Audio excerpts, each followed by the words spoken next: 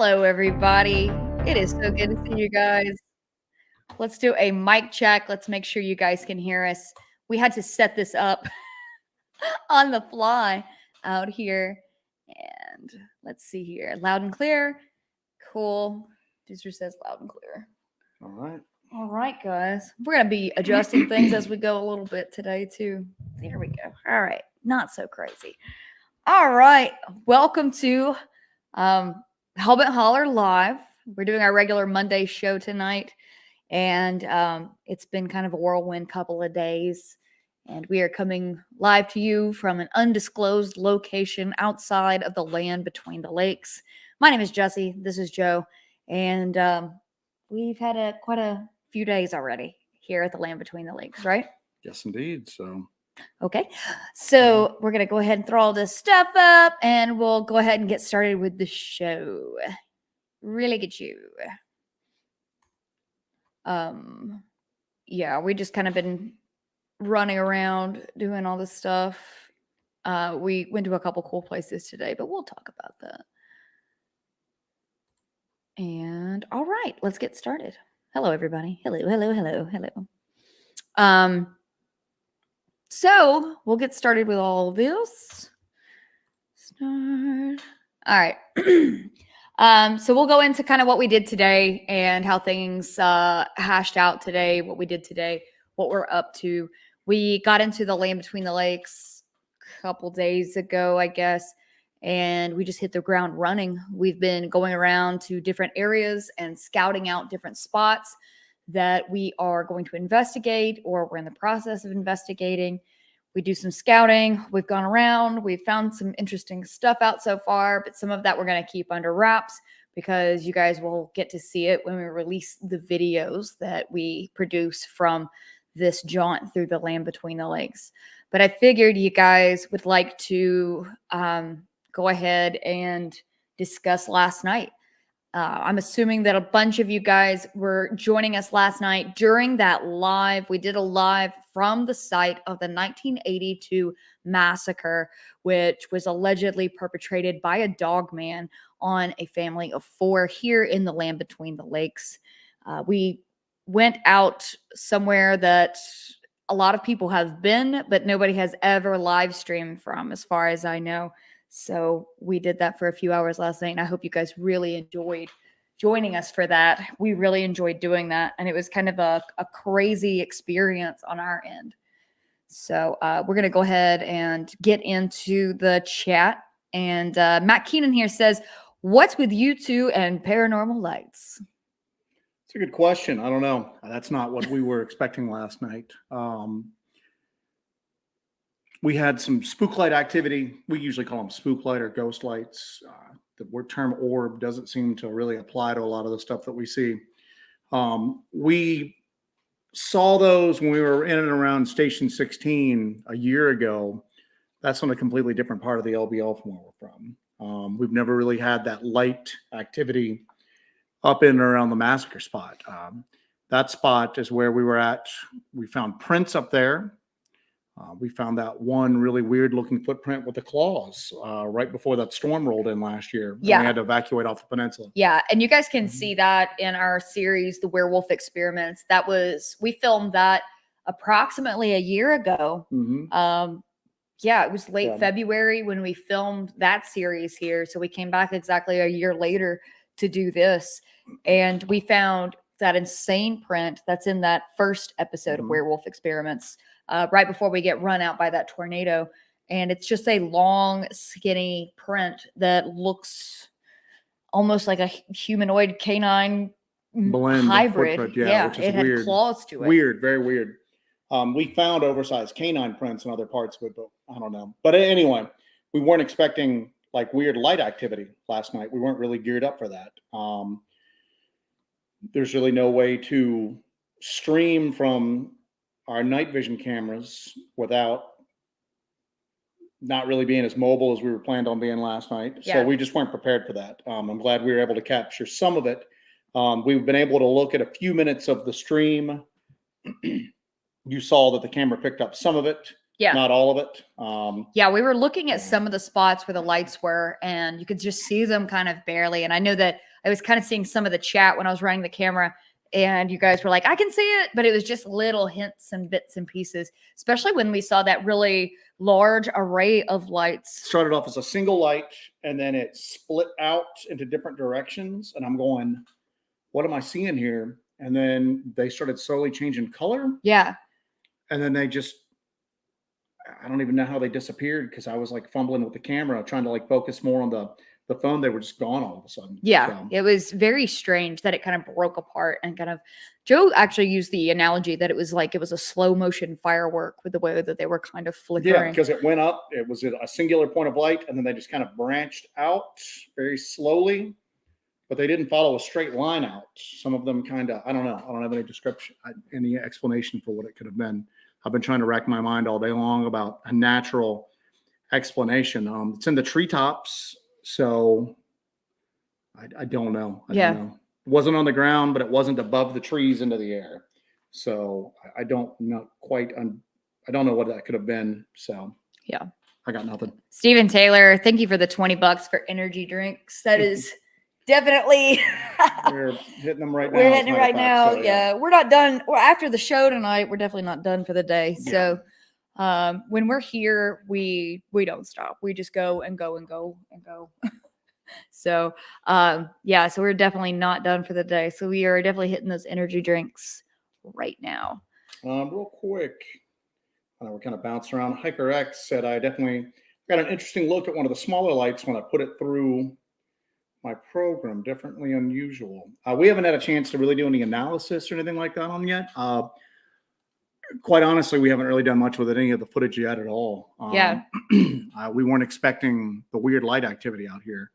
We were expecting more of like a physical type of creature activity if we ran into anything. That's what you would expect from a place like the LBL. But yeah, it was more of like light activity. Although we've had light activity before, but it was more from a more central location in the peninsula. It wasn't up there near the massacre site. So that's what was weird. Let's stop doing that. Guys, you're going to have to deal with us tonight, because bear with us tonight. Because we're not at home. This is not our usual setup. We kind of had to jury rig to be able to do this on the go. So we're running some stuff off a tablet, which you'll see me full with throughout the night. Some of it's off our laptop. So. Yeah, because we don't have his computer. We don't have his computer here. Thank you for that, Eddie Patch. We appreciate that. For Tylenol, we need that as well. We were actually hunting for ibuprofen right before we. Yeah, we both have headaches at this point. It's been a long couple of days. Matt Keenan goes, you should give us as much raw footage as possible. There is no raw footage from that, other than what you guys saw last night, where we were streaming from a phone. There's no way to really stream from a camera. I mean, you could, but it's going to be another level of complexity and more. We were just happy we could stream it all. So what you saw last night was streamed actually from a cell phone with a light array worked up for it. And that was it. We were surprised we were able to get as much signal as we had last night. I'm surprised that the signal was able to stay as well as it did last night. And so, yeah, there is no raw footage from it. What you're seeing, what you saw on YouTube right now is the only footage of that. We didn't have a secondary camera running. Nope. So. Well, I mean, there's no way we could have a secondary camera running because, I mean, we were already having trouble with the live stream and trying to keep that together. That's the thing, is like we had never done a live stream like that. The last time we tried to do a live stream investigation was the Brown Mountain Lights a couple of weeks ago. That was a lot easier. As difficult as that was a lot easier. A lot easier than, because we were stationary. We went and just kind of stood there and checked out the lights and kind of fumbled with different equipment and stuff like that. We were hiking all over the woods. We were, trying to watch we were trying to do security for ourselves there. We were trying to watch out. We're trying to see where we're going, trying to make sure we didn't go through barbed wire and old fencing. And then we're also trying to run the live stream. So that was pretty challenging, but I think we did okay with it. I think not according to some people. Some people said we were too noisy. I was about ready to just kill the stream at one point. Literally, I was about to tell you and just go, yeah, I just killed it. It's gone, Yeah.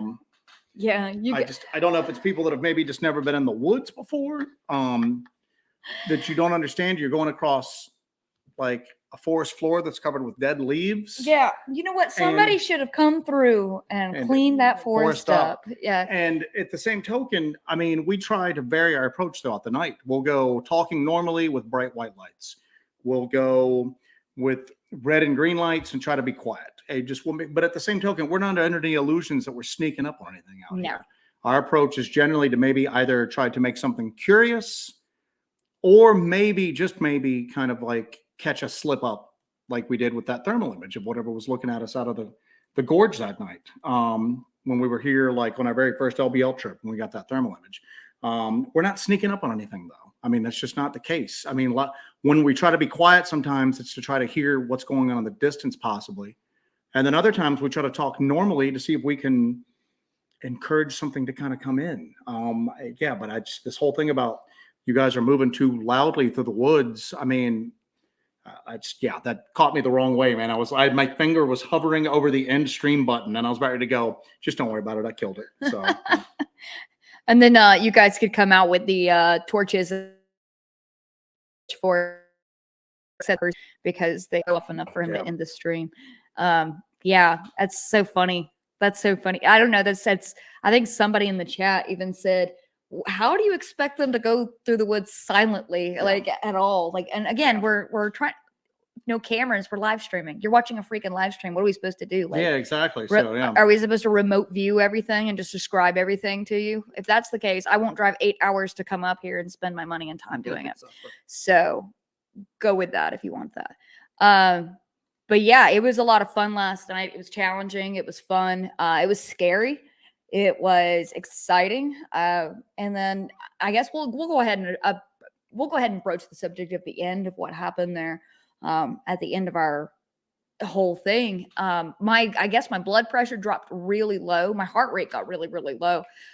It got down to, like, we had been hiking around the woods. You guys watched. We've been hiking for 3 hours solid through the woods, up hills, down hills, all over the place. And we're in a high pressure, high intensity situation. And I felt really dizzy all of a sudden. And I looked down at my watch. He asked me what my heart rate was, and it was like 59. And yours was well over 100. Yeah, it was like 116 dropping. Yeah, so. But yeah, and so I was really dizzy. I didn't feel well. And I just normally I'm the kind of person that is able to press on and just keep going. But I felt like something was wrong. So, Snyder, after watching last night, I realized you need more than one more person. If something happened, you're in a bad spot. We've occasionally mentioned that we need more people, just because sometimes it gets a little cumbersome juggling the equipment and everything like that. But I guess there's no A, B, or C. It just ain't going to happen. It's just the more people we take, generally the fewer things happen.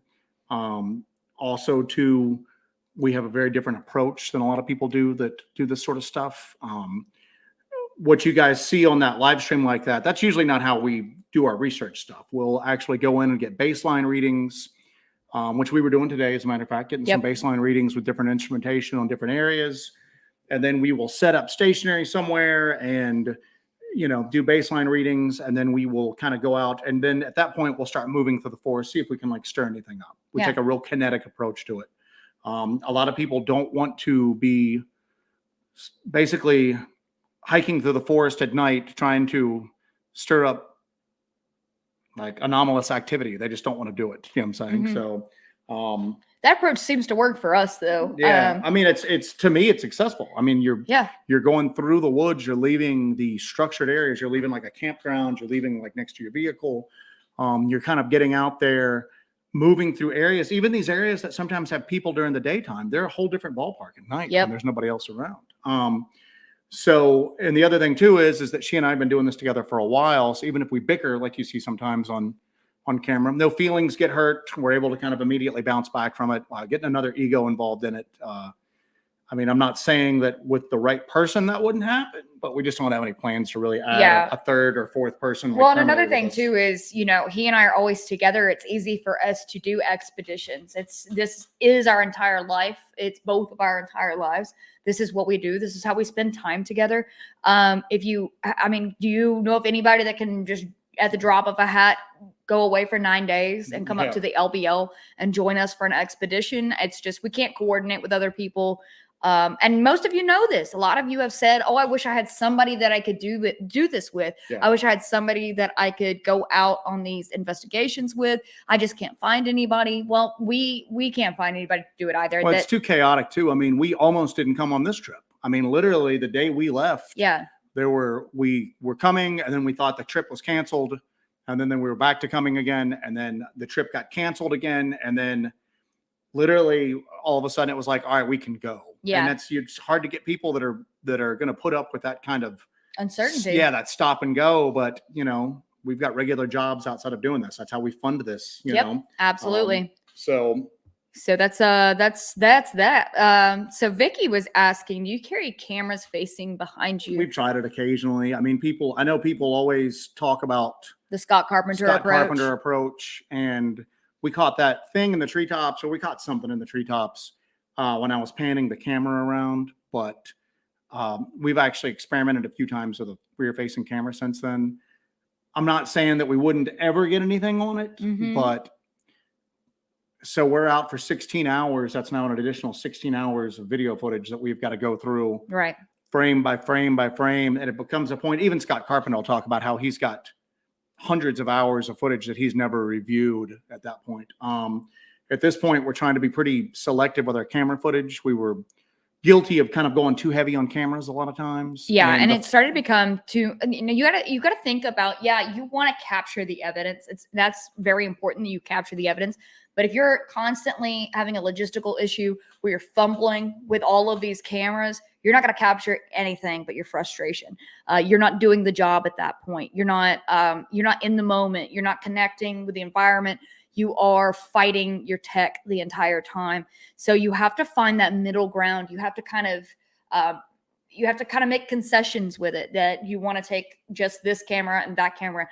For what we do, we can't just mount cameras all over our bodies. Yeah, there's just two people doing evidence review as well. So we've got whatever cameras we're using. We usually have an audio recorder. We sometimes have camera traps put out and like long duration audio recorders going. So look, I wanted to go to this real quick. What the flock is listening while he's at work.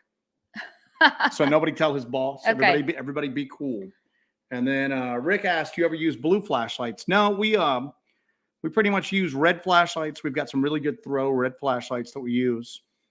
And you guys saw this last night. I saw a lot of people. I was kind of reviewing some of the chat today when I was looking at it.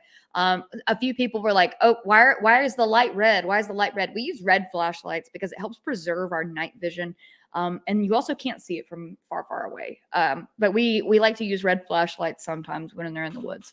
Because it's not, I mean, I know people will go, oh, these things can see the red lights. A lot of time it's to preserve our natural night vision. You even heard me say a couple times last night when we used white light, I was like, there goes my night vision. Yeah. Your eyes have to adjust. They don't, when you use red or even green lights, your eyes don't have to adjust as badly after using it. But sometimes we just go white light, especially last night when we realized there was old barbed wire in that area. Yeah. The last thing we need is one of us tripping into an old fence that's covered in barbed wire. I don't want to go out like that. So. We have a lot of work to do. We have a lot of days here. So we don't want to, on one of our first nights on the peninsula, we don't want to get wrapped up in old rusty barbed wire from the 1940s. So, so we had to go to white light for a bit last night and do that. Erev says, adjust that leaf crunch, please. And that's the other thing too, is that we can just not film and just go, because we're trying to watch our feet. We're trying to watch where we step at. We're trying to watch around us, above us. I'm trying to make sure that she's in camera view or whatever we're trying to show at that point. So we could probably move quieter if we just divested ourselves of all the extra stuff. Yeah, but I think you guys like watching our videos. So it's just I think you guys like watching our videos. So this is I understand that we're doing our best right now with what we got. And we appreciate you guys for joining us with along the journey. Brian Swillick asked, have we ever heard of DUMS in the LBL? When we were here before, we were picking up a weird rumbling that we couldn't locate the source of. It wasn't the dams. It wasn't a barge on the lakes. We don't know what it was. And the ground had kind of a rumble to it. So much so that I even thought about trying to get like a geophone or a seismograph and bring it out here with us this time to see if we could test for any sort of like ground vibration.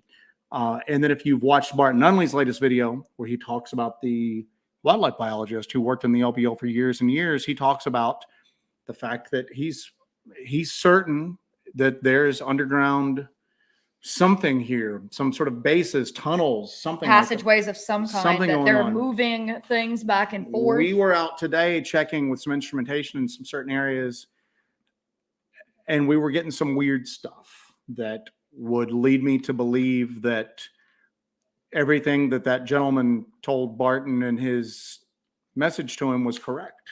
Yeah. We even got to a section with Signal, and I'm messaging Barton going, "Hey, I just found this that backs up exactly with what, your friend, the wildlife biologist, was telling you." So yes, I don't know if it's what you would call a deep underground military base, if it is something that is permanently manned. I don't think it's permanently manned in the area we were in today, but there's something underground. There's something going on underground, but whatever it is would just be conjecture on our part. Yeah. But there's something going on underground in this region. I think it's safe to say. I'd say so for sure. Gunpowder Owl says, sent a coworker to watch the LBL thermal image video. He told me it was a steel plate y'all left out in the sun and stuck in the woods after dark for the pit. Is that referring to our Dogman image from year before last? Or the kind of outline with the head and the shoulder? The Dogman would be that would be damn hard to cut out of steel, man. You know what I'm saying? I guess we have a metal Bigfoot thing in our yard, Yeah, but that's that. I mean, if you guys we have to haul that. So if you guys ever see hit it with a hair dryer. Well, no, you could do it, but so you guys know that you see those like Bigfoot outlines that are always like one of like 3 or 4 different outlines that people just use over and over and over again. Mm-hmm. I guarantee you somebody's going to see this comment. You could do it a couple of different ways. You could heat it up with like a hairdryer. You could probably even if Dewey's on here, Dewey could probably chime in and just go, "Oh, this is how you do it." You could probably put some sort of heating element onto it. Oh, I was going to say, could you connect electricity through it? Probably so, to heat it up. But it would be just that standard Bigfoot outline. Yeah, exactly. So there you go. There's you guys' hoax idea. So wait for that. That's going to happen. That'll happen. Somebody will trot one of those out over the next 6 months. A thermal image of a Bigfoot, and everybody's going to look at it and go, "Wait, my neighbor's got that exact outline in my yard." Yeah, we have one of those in our yard actually. Frank. Frank got it for us. The Dogman. I don't want to say it's a Dogman, but the thing we got with the large pointy ears, that would be pretty freaking expensive to get cut out of steel. Yeah. Now, the other thing that we caught that's like the head and shoulders and looks like the outline of an upright figure. That was cold. Yeah. And that was colder than the cement pad that it was immediately past. Whatever that was colder than concrete and soil and wood in the Kentucky winter. And it was well below freezing that night. And whatever that was a lot colder than the cement. So damn, but you watch, somebody's going to see that. Somebody at home right now is going, "I'm going to get a great thermal image by doing." But it's going to be one of like the 3 Bigfoot shapes, Yeah. Sly Dog says, "Have you ever looked through the thermal at the lights?" We did last night. Because everybody was like, "Look at the lights with the thermal." Nothing at all last night. Yeah, nothing shows up. Now we did catch that burning light that we saw in North Georgia. That gave off a really intense. That was hot. Very weird. Very weird. That was really hot. Yeah. There's some people have looked at those thermal images kind of blown up and seen some pretty weird patterns in there, but last night nothing at all, nothing at all. So Stephen Taylor says, "How long do you think you're being followed, and do you have a feeling about what it was?" We were probably being followed like from the moment we showed up. Yeah, I don't have any illusions that no matter how we try some tricky stuff that we don't show on camera. To try to elude for a couple of these things. Yeah, but also for a couple of reasons, just in case there's ever anybody messing with us. We put up a few things last night because we announced where we were going to be at ahead of time. Yeah, so we've kind of put ourselves in kind of a safety issue with like. So we're we had a few things peppered throughout that area that we had pre-staged that we didn't discuss last night. We didn't catch anything on those. No. Okay. But at one point, with whatever was trailing us, we should have caught whatever it was on at least one of the hidden cameras that we had up, and we didn't catch anything at all. Now there are deer out there. We've seen several deer since we've been here, so you can't rule that out. We've seen several deer. We've seen 2 skunks. But these deer have like literally, they just have zero. They just don't give a damn one way or another. No. They literally, the one you let us get about 10, 15 feet from it, and it just looked at us, and then it just sauntered off. We didn't see any deer. I don't know what that was. I don't know. I can't say that it was anything unnatural, but we heard it following us for quite a bit, and I have a feeling that went on for a little bit longer than what we actually heard. Yeah, and we have no idea what the heck it was. War Criminal 7 says, Jessi, do you think what happened he was natural or supernatural at the end of the live stream? I think that the line between the two things are pretty blurred at this point, especially for me, because I've been having a weird health issue lately where I have my blood pressure's been getting really low. So that's kind of just cropped up. That actually cropped up right after we saw that light in North Georgia, right? Yeah. So I've gone to the doctor about it, but my blood pressure is just low. So I try to do what I need to do to keep my blood pressure up. But that cropped up after we saw that light in North Georgia. We both had a few problems since then, but that was that. And so I don't know. It could be natural. It could be something sort of natural, or that has a natural explanation, but that was maybe went hand in hand with a supernatural cause, because I'm pretty immersed in it all the time. So I don't know if the line got blurred there. We had eaten shortly before we started doing this last night, and this is actually the terrain's pretty easy here. It wasn't really hot. It was at night. That was not a very strenuous or arduous hike last night. So I don't know. You can't really tell. I mean, there's no way to tell, but I mean, it was the timing was a little odd on that. So very odd. Very odd.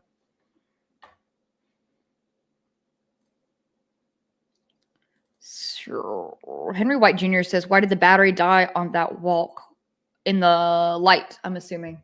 Oh no, the lights just started acting haywire. I had 2 separate lights set up on the mount that we were using for the phone. One was just an on-off bright, and then one was a variable white light.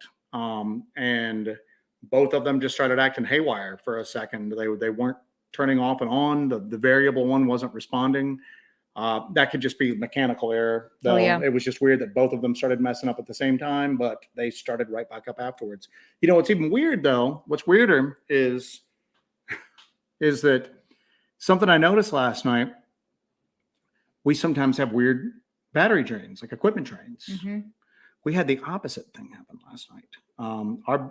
Our batteries lasted a lot longer than what I anticipated them. Oh man, and it was almost to the point where it was lasting so long that I was nervous, just going, all right, is the battery level stuck? Is all of a sudden malfunctioning? Yeah, it's malfunctioning. Like I'm not getting an actual accurate read of the battery life, and all of a sudden it's just going to die. I mean, because it kept going. We went for 3 hours straight, and we had already been using it before that. I thought we were going to have to switch out about halfway through. We never did. Yeah. So that was it was weird. I even kind of kept going, we're having the opposite issue that we normally do. Like these batteries just won't die last night. So let's see here. Glenn Snyder asked Joe, what's the model of your big light? That thing is sweet. Big flashlight or big? Probably your big flashlight. Big flashlight. Jessi's got the big flashlight. You've got a Phoenix PD36 TAC Pro, I think it is. I don't even know what the candela is on it. And then you're gonna get mad at me. I need a pillow to sit on. That's fine. So I'm not in my chair. Yeah, we're on hard wooden chairs tonight. And then you might be talking about the giant one that I had at the Brown Mountain Lights. I'll have to look that up. I'm a flashlight junkie, so I've been pretty good for a while. I haven't ordered any new ones in about I'd say about a year or so, but That was some brand I found off Amazon that I was like fascinated with, but I'll have to look that up and share that with you guys. So. Yeah, I think somebody said in the chat during the live stream, somebody was like, "Oh my god, what a flashlight!" Yeah, his is quite a thrower. I didn't have mine turned all the way up, so I was trying not to blind y'all. Tanner Davis, rear facing thermal at night might be good to have on you. We could maybe rig it, but the only thing too is that at the end of the day, those thermals are expensive, man. Those thermals are $2,500 up to over $5,000. So I'm hesitant to just kind of lash that to our gear and have it facing backwards, just because if we smash into like a tree, we scratch the lens, we break the lens, it comes off. It would be great. I'm not saying it's not doable. I'm just saying the models that we have, I don't know if you're ever going to see us do that or not. Nah, probably not. Probably not. Working Beans says, y'all need to go to Martin Grove's area. Now, that would be epic. Wouldn't it now? Wouldn't that be epic? Wouldn't that be awesome? Wouldn't that be so great if we did that? So that'd be awesome. Anyway, AJ Bates says, that rumbling clinking sound in the distance was weird. Yeah, we heard a ton of weird, just like rumbles. And it wasn't planes overhead, because we know what it sounds like when there's planes overhead. But yeah, it was very strange. We're going to do some experiments with some of our equipment and see if we can kind of narrow down kind of what we're hearing when we hear those noises. Kevin Venel was talking about an extra camera on your back. We've discussed this before. At nighttime, we would have to, we've experimented with this before. At nighttime, you've got to have a night vision camera on your back, which means you need to have another infrared light source, an infrared illuminator pointing backwards on you. A lot of times that interferes with our primary cameras. The other thing too is that if you've seen the terrain we usually go through, we're not walking. When Scott Carpenter does his, he's walking on an actual trail during the daytime, and he's gotten some pretty cool stuff from that. I'm not belittling that. I'm just saying it's a different environment. A lot of times we're kind of hunched over like this when we're going, so all you're going to get is the foliage that we're kind of busting through on our backs at that point. And I guarantee we would wear it one time, and a limb would just smack right into it. Yeah, I've experimented with it, and in easy terrain, just like on test runs, it hasn't worked for what we've done. Yeah. We've experimented with it. It just hasn't worked. I mean, I've got the mount over here somewhere, the latest like version of the mount, where I've got it hooked onto the molly of my backpack with like a couple of adjustable arms and everything like that. And it's just, I haven't found a sweet spot for it yet. So. Well, like you guys saw last night, I mean, sometimes we will just shoot off into a direction in the middle of the woods. And like, of course I'm 5'2", so I'm able to kind of weasel in and out of the limbs and stuff. Joe's 6'3", so Joe is huge. He's like trying to get follow me behind, and he can't fit anywhere. So it would just get knocked off. It would get damaged. We would just be out another freaking camera if we did that. So I just don't see how it's feasible for the kind of work we do. Linda Bauer. Oops, I'm sorry. Linda Bauer said, loved watching you two. I was worried when Joe was so far ahead of you. I noticed that you and William Kennedy were both like, close the gap. So you go ahead, Joe. Eddie Patch asked if we've been stopped or harassed by anyone yet. No, we did have a difficult time trying to go into some of the areas that we planned on going to today because of some, excuse us guys, technical difficulty, because of some weird activity. So, but I don't know if that was just us being overly paranoid or what, but officially stopped or hassled or bothered yet? No, not at all. So we're kind of half joking today. I was like, am I being like a paranoid schizophrenic right now, or has this car been following us for a while down roads that it probably shouldn't be going down and following us?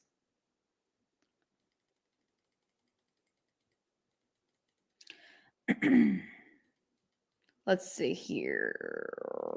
Going through. Gunpowder Owl says it was the thermal image peeking over the gully. I was so disappointed when he said that. That would be, I don't know what that would, I guess you'd have to go to somebody who. You could get a metal cutout, I guess, of the head. Now listen. Now there's But then you got to carry that in on your back, like into the woods. Yes. So, yeah. Now there's two images where whatever this is kind of moves a little bit. So you'd have to get two cutouts made. And then you'd have to get something put in because we think we see an eye in one of them. Yeah. So one of them would have to have like an eye cutout, and the other one would have to not have it. And then you'd have to switch out the cutouts, take the two images. That's how you have to do that. Yeah, that's disappointing. No, we didn't do that. People talking about the haters. Yeah, I couldn't really see the chat because we were having a hard time moving through. And especially when we realized we were in an area that Wait, what haters? Where's that the at? fencing. Sorry, I thought I clicked it. Sorry, guys, I'm working off of what the flock. But I happened to glance down and I can't remember it was a feminine name, so I'm assuming it was a woman. I'm not assuming anybody's gender or anything like that. How dare you? But just going, oh, they've got cameras and lights and they're walking around so loud, I'm out of here. And I'm just like, what the hell? I mean, like, the Lord. So yeah, it just caught me at a wrong moment because I was already having a bad night because it was a lot more difficult than what I anticipated doing. If you're so grumpy about people doing this kind of stuff, don't watch it, yo. Yeah. Mrs. Edwards had things. Hand orange covering eyes. Reckon the big orange color looking light could have been drawing out your energy, Jessi. Appeared closer to you than the smaller ones. Then you got lightheaded and weak. That's true. You can kind of tell if you rewatch it, but you got a little weird from the moment we saw the multiple colored lights on. You noticed a difference? Yeah, there was a little bit of a difference noticed, didn't you? From the time we saw the multiple colored lights on. I felt at certain parts I was almost like wrangling you in as we were doing this, but it happened at that point, and then it just kind of peaked when you finally started going down. And that's why, because when I killed the stream, she was just like, oh, I'm gonna be okay in a bit. I'm like, we're done. I called it. Executive decision. We're killing the stream. We're just gonna call it a night at this point. So Erev says, was it the same cam as last night image on that ridge? No, for the Dogman image, that was the Axion, right? Pulsar was for the Dogman. Yeah. That's the Dogman This was our AGM. This was my thermal. Yeah, we've got a Pulsar Axion XQ38. It's got a base magnification of like 3.5. And the AGM that she has a base magnification 1.5. like 1.5. Yeah. So when you're moving around and you're trying to check things that are closer and you're kind of just moving and scanning, the AGM works better because it's got a lower base magnification. So you're getting more of a one-on-one almost like image of what you're seeing at that point. You can almost, there's no almost about it. If there's just one of us, we can actually navigate through the woods at night just using that. Yeah. It's a little tricky because obviously you've just got monocular vision. You don't have much as far as depth perception goes, but you can maneuver through the woods at night with that. But you can't do that with that Pulsar very well. Pulsar's got a base magnification of 3.5. Yeah. So that kind of throws you off way too much. So you can't really do that. Excuse me. Kate McGee says, I wonder what they are hiding in LBL if they don't like metal detectors in there. I didn't know that there was kind of is there an issue with metal detectors? Well, we saw somebody metal detecting down towards the southern end one time. We don't carry anything like that because again, everything's got to go on our backs. And also, I got to tell you something. There's so many old homesteads here that There'd be so much metal you would get it would go off constantly because there's just so much trash and just stuff left behind from when people lived here. So we tried metal detecting at our house and we kept finding, we're like, oh my God, we found something. We would spend all this time digging and it would just be old bicycle parts because apparently somebody buried a bunch of bicycle parts all over our property. Yeah. These were people that lived in rural Kentucky before the TVA took over. They didn't have trash pickup. A lot of places, there's no county dump. I mean, a lot of them just. So there's probably a lot of buried trash. There's a lot of buried crap. And then back in the day, a lot of times you just picked a corner of your property and just threw all your junk on. Yeah. So nobody really came through and cleaned that up, which is weird because the TVA originally took this area over. And what they promised the counties, the 3 counties around here, is that this was going to bring economic development to the area. And that was kind of like to soothe everybody who had their lands taken for, and then part of it flooded and the other parts taken by the government. And then they never really did much with this area. We find garbage in here from like the 40s and 50s, and so they never cleaned it up. I mean, parts of the LBL are pretty trashy when you get right down to it. We found old toilets out there, everything like that. So it's weird that you can kind of look at that and you can tell they never really planned on doing what they promised with this land. Because the first thing you would have done is clean the damn place up, So that makes you wonder why did they start this place in the first place? So there you go. Ghetto Yeti goes, I'm late, so I'll have to watch the beginning later, but glad to see you decided to come home early. The lights are very similar looking and acting to the Brown Mountain. Jessi, infrasound hit you. We didn't come home early. We're still in the LBL. We're going to be in the LBL for a while. So glad we have this terrible setup here. Yeah. I don't know. I don't think it was infrasound. And we've kind of gone over this infrasound thing a few times. That infrasound doesn't behave in such a manner. How did she only get affected and I didn't from 10 feet away? Less than 10 feet. We weren't even 10 feet away. That's We were some really targeted low frequency waves there. It's, I don't want to start going off half cocked here. There might be some sort of vibration happening. For those of you that are interested in this sort of stuff, look up like quantum vibrations, cavitation theory. There's stuff out there that could explain this above and beyond infrasound, that there's some actual like science behind it proven happening. It's just, I don't know. Like I said, again, we've got something that nobody else really has that's involved in this sort of stuff. We have the ability to test for and monitor and gauge infrasound. Yeah, and actually get data on it. We can map the data and have the data we can have it saved and you can actually look at it. And so I know what a helicopter looks like going overhead. I know what it looks like when a thunderstorm's moving in.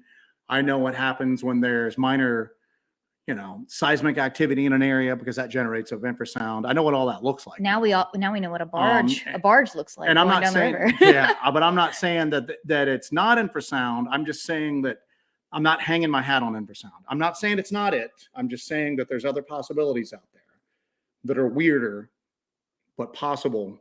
And we're not going to preclude those. I'm going to investigate all of them to see what we're finding here. Mm-hmm. So I might come back and go, you know what, guys, it's infrasound. I don't know how it is or how it's being targeted or how it's being generated, but it is. But like I said, until then, we're just not making any assumptions on this. That's one of the things we try not to do is that there's all these, like, it's usually with Bigfoot, but it's with Dogman to a certain extent too. There are these tropes that everybody just accepts as being true. Yeah. We were talking about this as far as the LBL goes. Dogman in the north, Sasquatch in the south, and they fight. But yet the most credible witness reports say completely different. And when we were out scouting the area before we went out at night, we found what looked like a Sasquatch print 200 yards from the supposed massacre area. Yeah. A little less than that. I can actually pull that up and bring it up, and I'll show that to you guys in a second. But Hiker X had a thing that was good. I saw a short on a Dogman costume that was so real. If you wore it out at night, you'd surely be shot to pieces. What he's talking about is, and we could probably find that in a bit, there's a guy who's a furry. So they dress up, and he spent $30,000 oh my God, on a wolf costume. Even then, it doesn't look lifelike, but it looks really good. It looks really good. But I'm looking at it going, $30,000 for this. Yeah, if you just saw a glance of it, or if you just saw it for a split second, or if you just saw part of it, it would fool the heck out of you. Mm-hmm. Who out there is spending 30 grand to hoax somebody for a split second, hoping they're going to tell other people that what they saw? So as soon as I saw the price tag on that, that really kind of drove home for me that people aren't getting fooled by people out there with costumes. Man. That's just not happening. That's just not. So I'm glad you brought that up. But unless you're a furry and also a Bigfoot enthusiast who likes to play tricks on people, but that's a pretty small subset, I'd say. Mm-hmm. All right, so I'm gonna throw this one on there. So I'm putting these photos on here just so you know. Yeah. Because we did the first day we were here. Tanner Davis says they have a system that uses sound waves to immobilize and create physical effects on people, and animals use alpha waves. Who has that system? And is this something you have personal experience with or something that you've just heard about? Because I'd say at this point, I'm pretty well versed in the stuff, in acoustics and bioacoustics and just the mechanics of sound. And I'm not saying it's not possible. I'm just saying, and there may be something out there in some like black budget agency that they can do all of that. I'm going to be honest with you. I'm leaning towards that if there is infrasound being used, it's not being generated biologically. It's not being directed biologically. whether that's human tech or something else that's doing it. But the more and more I learn about bioacoustics, I'm not seeing how an organic creature is able to generate and direct and control infrasound to the degree that it would take to cause the zapping type effects. So.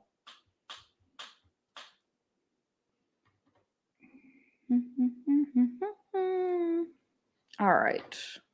Now I've got these pulled up. I'm going to show you guys. All right. So you guys want to see these? Is it okay I show these footprints? Yeah, just show the one if you don't mind. So. Which one? Hang on. Give me 1 second. That one?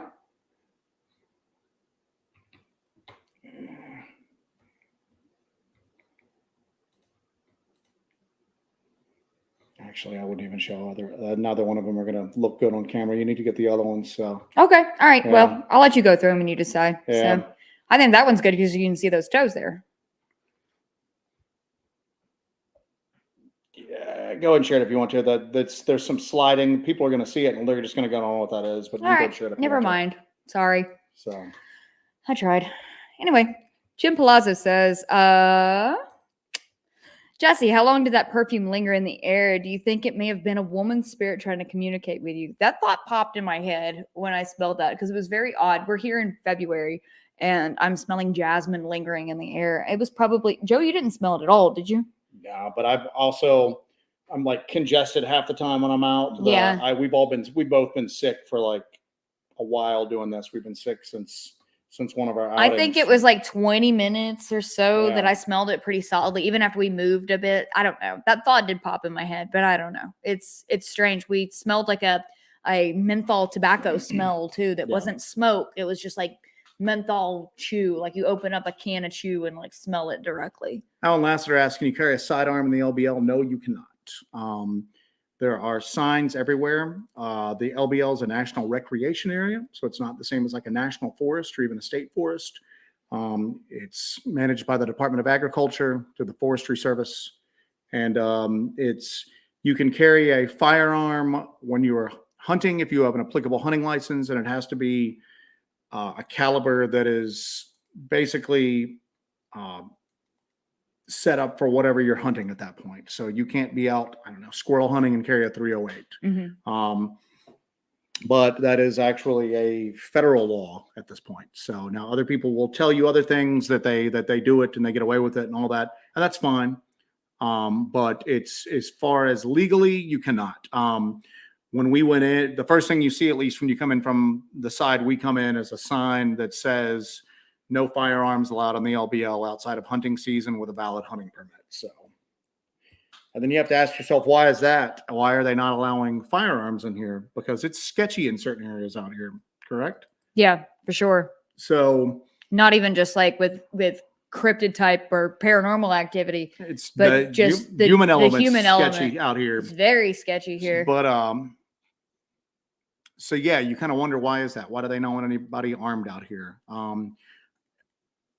Honestly, in my mind, they'd rather lose a few people than have something out here maybe killed that wasn't supposed to be killed and then trot it out to the light of day. But that's my idea. Did you put up Ted and Yard Haunts thing? What is that? For noise no, canceling I did not. shoes. Thank you, Dead on Yard Hunt. We appreciate that. For noise canceling shoes. What did you say last night? You went, I can't float. Yeah, I'm like, I need some floating shoes. Yeah. So, yeah. Give me some jetpacks, bro. Yeah, I can't float across the dang leaves. I don't know what you want from me. God. I don't know where you're at on this. I'm right below you. So you're right below me. Yeah. Okay. I'm trying to catch up here. My head is pounding. BR Gator asked, do you think the objects you found near the base of the trees were staged? I'm assuming you're talking about last night. I don't know, man. They might just be, it might just be just trash. We found like a old widescreen TV that somebody had dumped out here one time. Mm-hmm. And I'm talking one of those old ones that were like really thick. And like 200 pounds. Yeah. And I'm going, so they hauled it out here. I mean, there's got to be a dump closer to their house than the LBL. And then to go through all the trouble of getting it out of here, but they did it. You know what I'm saying? That's obviously post TVA takeover. So I don't know. It was weird though. That one did look like kind of a funeral wreath. I mean, that's a gravel road. I wouldn't think somebody would have died in a car accident through there and anything like that. And somebody would have laid a commemorative wreath. The other thing I don't know, that might have just been, it didn't look like something that maybe had been washed up out of the lake during a storm surge or anything like that. It was just, and it did look like, I mean, it looked like one of those like funeral vases that goes on top of There's a grave. cemeteries all throughout the place, but it looked like, I mean, there's no cemeteries right by where we were. To where I don't know the cryptid. Did you do Cryptidville here? There are some folks out there who have never been to the LBL who are saying things that just aren't true. I think that there's a lot of that going on. There's been a lot of that going on for a while. That's why we ended up coming out to the LBL. We wanted to get here, and we came here year before last. Mm-hmm. And we came here year before last. That was the first time we came out. It was June. And we decided we wanted to just come out here and see it for ourselves, because you just hear so much stuff through podcasts and creepypastas and all these stories and all of this stuff. And it's really hard to separate what's real and what's not real. A lot of people will just latch on to anything they hear, and that's the gospel. But until you see it with your own eyes, you know what's real and what's not real. Yeah. So we really wanted to come out here and walk around and drive around and go through the woods, investigate these areas ourselves, and see what evidence we could gather by actually being here. What's been a strange phenomenon is we've been here several times. We've gotten footage of this place. We've been all over the place. We've talked about our experiences. We've shown you videos of our experience. And then we'll have people who have never been here, but listen to a YouTube video about it. Listen to a YouTube video about it. Are extremely offended that they straight up argue with us about just simple stuff that you can just prove as fact. Like right here, let me show you this. Here is fact. So it's very strange. It's a very strange phenomenon. Well, this goes in with Gunpowder Owl's comment. Y'all just need to get serious. Just get a stealth helicopter, put 360-degree Dogman detectors on it, and fly over these places constantly. I don't get why this is so hard. Oh, you should check out military bases too. Yeah, losers. Yeah, that's okay. We like coming up here. We keep unraveling this mystery every time we come up here. So. Danny Mitchell, and I don't want to come across too negative. We're both tired. And like I said, last night was frustrating. I was getting ticked off because we went out geared up. We expected one of two things to happen. Nothing. We didn't expect anything to happen. Or we were hoping that maybe, just maybe, we'd be able to get some cool thermal footage like we got on our first trip here. Yeah. Something physical, running around, or at least something giving off body heat, running around out here at night with us. Maybe it would get curious enough to come up. We went live because we heard like a scream in the woods. It was weird. It didn't sound like a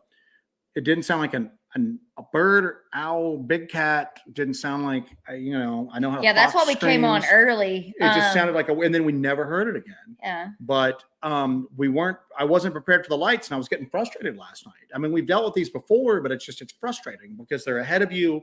You move towards them, then they start showing up behind you. And then you start moving towards them, and then they show up behind you again. Yeah. So I don't want to come across overly negative. I was a little PO'd last night, when I saw a couple of the comments, but at the same time, we enjoy doing this. I don't want to get overly. Yeah, no, we have a blast. We have a blast. You can just watch how we do this and know that we have a blast. We enjoy it. We really do. A friend of mine actually said, you have a cool life. You have a really cool life. You're like a real adventurer. And I was like, oh, I guess I am a real adventurer. As opposed to a weirdo with just, running around the woods at night with weird equipment. I'm a real adventurer. I'm not a weirdo. I'm not a weirdo. Yeah. But yeah, it's cool. We really enjoy doing this. We enjoy you guys watching our stuff too. Yeah. We like your feedback. We like you guys joining us for these lives. It's always a lot of fun. This has been definitely a positive in my life.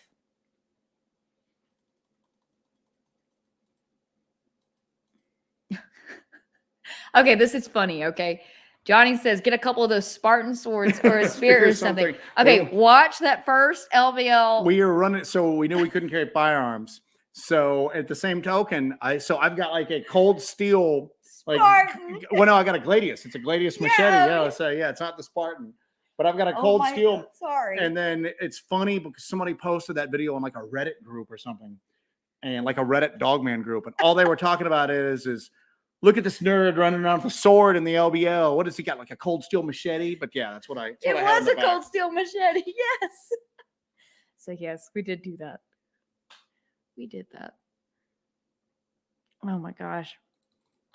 Stingray 1975 says, "Are you getting any weird vibes from the locals?" We've not really had too much interaction at this point. We haven't done our route of doing the stations and like going and talking to it's people. weird because when you go into a lot of the stations, like the wildlife stations or like just the park visitor stations, because there's still some of those, like most of them aren't in operation right now this time of year. But when you go into those, a lot of the employees are just doing, just an hourly job, man. You know what I'm saying? They know their specific job, but they don't really know a lot about the history of the area or anything like that. Yeah, there's not like an old man behind the counter at the Golden Pond Visitor Center. Yeah, at the planetarium. The old man at the planetarium going, "Now listen here, don't you go down that road. There's Dogman down that road." This is just like any other area that has a really firmly ingrained, I'm going to say legend, although I don't think this is a legend, like local legend. I mean, if you go into certain areas that have a story that's really crucial to the tapestry of like the history of that area, some people know about it, other people don't. You know what I'm saying? Some people are very familiar with it, other people are not.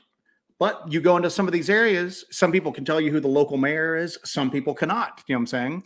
It's not really indicative of the story or whether anything is or isn't going on there.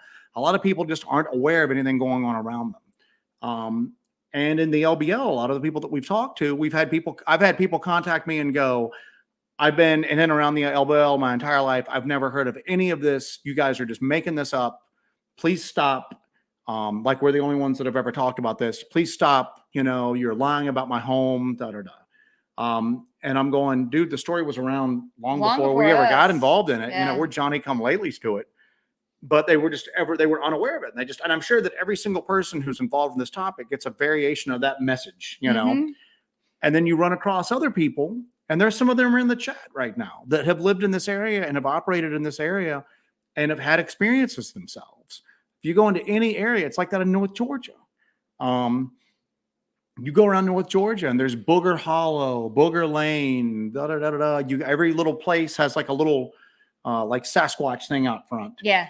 And then you talk to people and they're going, "I've lived up here my whole life. My family's known about them.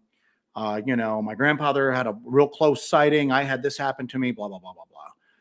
And then we get somebody else that goes, "Well, I live in North Georgia. I just moved here from Connecticut and I've never seen anything, Connecticut. So yeah. So as far as like the locals go, we don't really advertise what we do whenever we're out. That's the other thing too, is because we want to cut down on we're both from like rural Appalachian communities. You know what I'm saying? So we're both from small rural areas.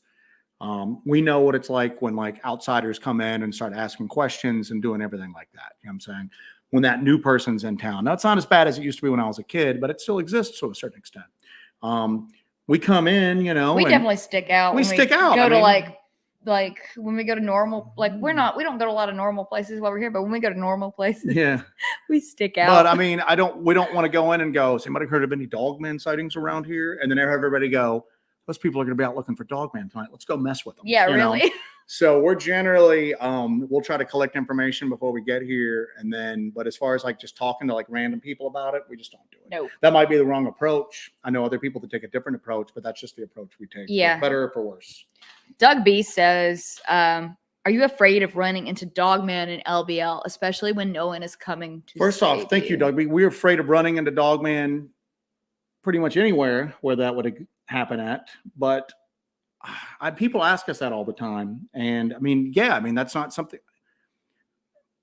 If you're doing this with any kind of like serious bent, you are halfway expecting eventually that face to face something is going to happen. You're going to have that encounter. Yeah. Because we do this all the time, and statistically, I think something may happen eventually, right? Well, I mean, we've had stuff happen. We've had that bluff charge happen. I saw that thing on thermal. We've both seen things with our own eyes that were very fleeting, but yeah, I mean, we've just had gamed it out on what we could do, some possible responses. It might be the fact that it happened so quick that there's nothing you could do. Yeah. And people are just, but I mean, for me, that's no reason to stop doing this. You know, I mean, people skydive and that parachute could just not open one day and people still do it. You know, I could get hit by a bus tomorrow, you know, crossing the road, just if I lived the safest life ever, just, you know, slip on a puddle in my kitchen floor and snap my neck on the way down. So you got to go out somehow. Let's hope it's not the puddle. Yeah, exactly.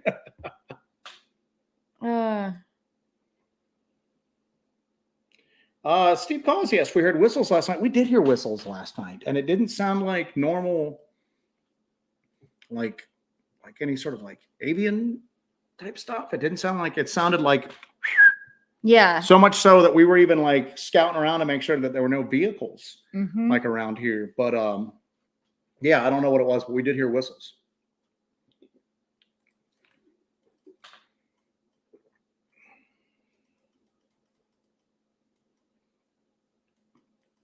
I'm trying to catch up with some of the chat right now. Oh, if you guys have not yet, make sure you hit that like button. And show us some love with a like. What's up, William Kennedy? Excuse me. You okay? Thank you both very much for your hard work. What does that say? DNA directed spray?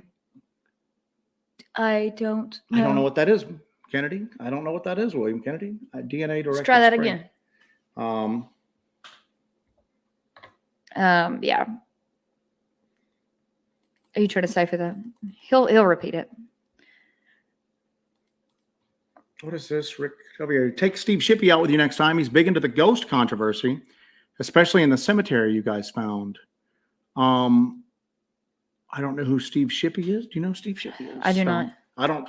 You're talking about the cemetery that we thought we found next to the abandoned tent?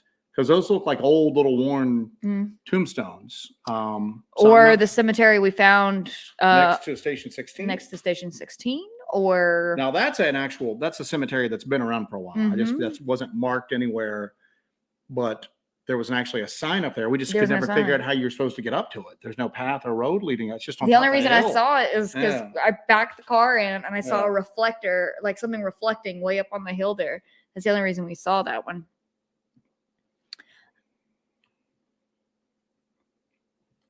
Cruising through the chat.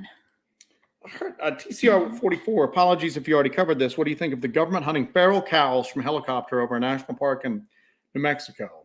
I suspect they may not be targeting cows. What say you? I heard about that, and it was very weird. I can understand why they would helicopter hunt like feral swine and stuff like that. You know what I'm saying? But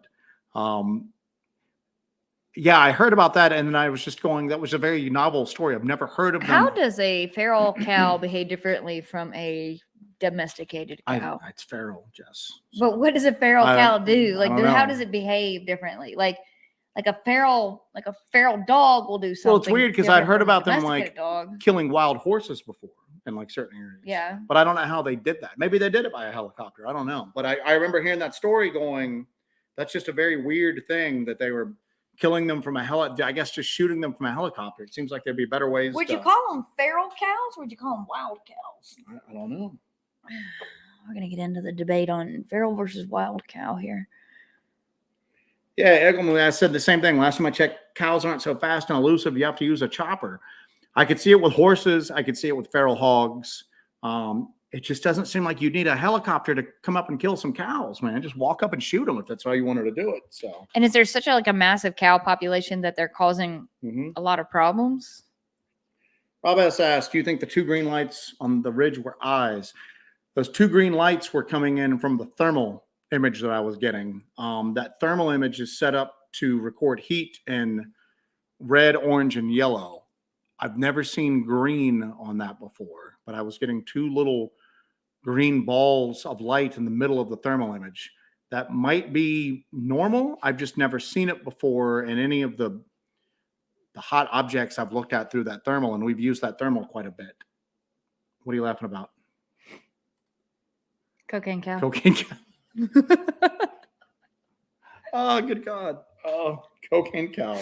So I don't know what those lights were.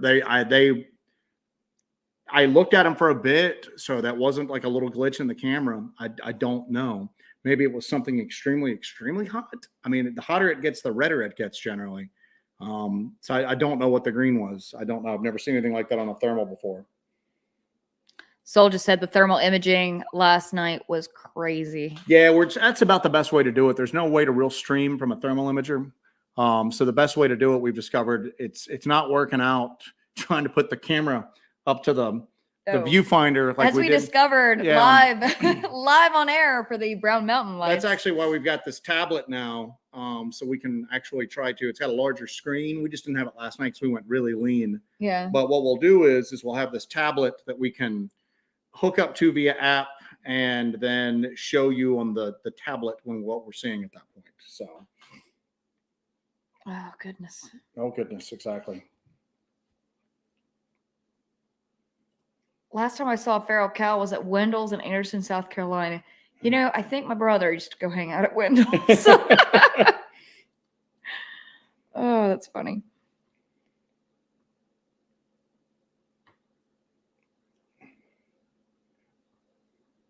And now they're all just about cows and cocaine at this point. So like I one of the things I wanted to bring up is that a lot of you guys were on the live stream last night, and I kept hearing people say that they were seeing stuff. Yeah. I keep in mind that a lot of times we're filming blind almost. We are filming in one direction, or maybe I've got the camera on Jessi, or vice versa. She's got the camera on me, and then we're looking around in the other direction. So we don't always see what you guys are seeing. So I heard people say that they thought they saw some stuff on thermal that we didn't pick up, that they saw some stuff on camera that we didn't pick up on. So you guys are kind of like our real-time footage review. Yeah. Because we just can't see what's going on the screen. Yeah. And we honestly, sometimes we don't see what's going on right in front of us because we're just having to look in every direction because we are out in the middle of the woods. Mm-hmm. It's just the two of us. And we're doing our best to not trip and fall or go into. I almost went into a giant hole last night. Yeah, you almost. But Rob S. asked, "Isn't feral cow a government code word?" We've always heard that they use the code word black dog for Dogman, and then brown cow for Sasquatch. There's a brown cow around the Johnson place. Please be advised, stuff like that. But again, like we talked earlier, that might just be one of those tropes. I've heard it from a couple of people, but I don't have any firsthand information about that. So yeah, that might be code for something like that at this point. Yeah. Lane County Bigfooters says, okay, stupid question. Do you have to have internet connection to do a live stream? We used the data connection on my phone, but we were close enough to the mainland that we actually had 2 bars to do that live stream last night. So we had 2 little bars with 4G because we were close enough to the lake and the mainland that we actually got a little bit of signal from over there. So there's no cell towers on the peninsula. So you pretty much have no cell service on most of the peninsula. So there's a new cell tower that went up. We weren't even sure we were going to be able to live stream at all until we came down and actually tested it. And when we were actually testing the signal earlier, there's very few spots up at least this end that you can live stream from. But that's why when we're going, it pixelated at a few points. It's because the signal was just so poor that it was just not able to connect and everything. So we told you guys at the beginning, okay, some of it is going to pixelate because as you walk and you go into like dips and you go up on the hills and stuff like that, the signal will change and get weaker. So we figured we'd just take a chance on it and see if we could just live stream with what we had. Yep. Soda said, I thought it streamed well for being out there. Yeah, we did too. We were very surprised we got what we got. We were just like, all right, if it doesn't work, it doesn't work. We gave it a shot. We can at least try. Kaiju Ninja said we saw the red flash you mentioned last night. I've got to go back and see because I don't think the lights that broke off came through on the camera. Because at least when I was looking at them through the phone screen, I was just picking up glimpses of them. The ones that were drifting through the trees were really difficult to pick up, because if they were staying stationary, I could have just positioned the phone and just had a stationary image of it. But they were like slowly drifting and kind of weaving through the trees, it looked like.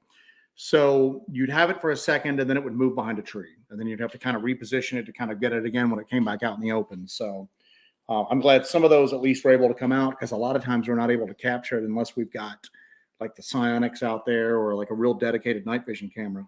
DP says, was the pottery, the lights, and the thermal image all in approximately the same area? The lights were to either side of us, and I couldn't give you an exact approximation of the distance in the dark like that. I mean, the same general area. We were on foot for the whole time, and we 200 yards, 300 yards maybe away, and that's a ballpark guess. But we walked all around the area where the alleged massacre took place in 1982. We started at the lake side and then hiked up and around, and we just hiked all around that area, that immediate area where the alleged 1982 massacre took place. That's why we took you guys to the bunkers, which is really famous with the story that a lot of people know, and the story that people talk about a lot. So we wanted to take you guys to see those in real time and take you around the area that the alleged massacre took place. So it's not like we traveled super far. We were in one big like peninsula out into the like area. It's just one area. So it's not like it was miles apart or anything, because we were out walking around for 3 hours. Steve Causey, were the whistles coming from different directions? Yeah, we heard the whistles in a few different spots. Yeah, different locations. They were coming in different locations. Yeah. And again, that could just be, you can't rule out that that's just a night bird of some type. I mean, one, we were up on the hill, like higher up, and one we were down really low, and there were the different times that it whistled was separated by what, an hour, hour and a half. So, but I mean, we're out at night a lot of times. I mean, we heard barred owls last night, and even sometimes, if you look at Jessi's face, sometimes barred owls make something different than that normal sound that they make that you get familiar with. But if you listen long enough, you'll all of a sudden hear that normal sound. So we're used to hearing nightlife, we're used to hearing like wildlife out at night, we're used to what foxes sound like. And we've heard we've heard like, mountain lions like scream before, even though they're not supposed to exist in the area that we were in. Right. We've heard different stuff, but that whistle just sounded like a, almost like somebody trying to get our attention. My first thought is that somebody saw we were streaming here and now they're messing with us. You know what I'm saying? But there were no cars parked around for miles. And that's a good thing about us having that. And they would have shown up on thermal. Yeah, I was about to say, that's one of the good things. They would have shown up on thermal. Somebody, that's the one good thing, is that if it's a human being out trying to hoax us, mess with us, do whatever, we're going to see them on thermal. There's no hiding from that in the woods at night. Nope. Short of going out there a couple of days ahead of time with like a, with a front loader, just digging out a trench, burying yourself. And I mean, you'd have to go through a lot of work to defeat. There's a reason why police and military use thermal imaging like that to find people, because it's extremely, extremely difficult to like defeat. Side note, did you ever see that video where they're in a helicopter and they're following this fugitive and he's running and they have the thermal from the helicopter? This is combining two things we're talking about. And the guy jumps into a field and they almost lose him, but then the herd of cows start chasing him through the field. So they're seeing like hot shapes of cows. They see these cows and they're like, the cows are chasing him. We got him. The cows got him. Let the cows have him for a little while. They're feral cows. He's screwed. Yeah. Freddie Baker asks, do you think the government has cameras in places in the LBL? I don't. Yes, we do. We do. So.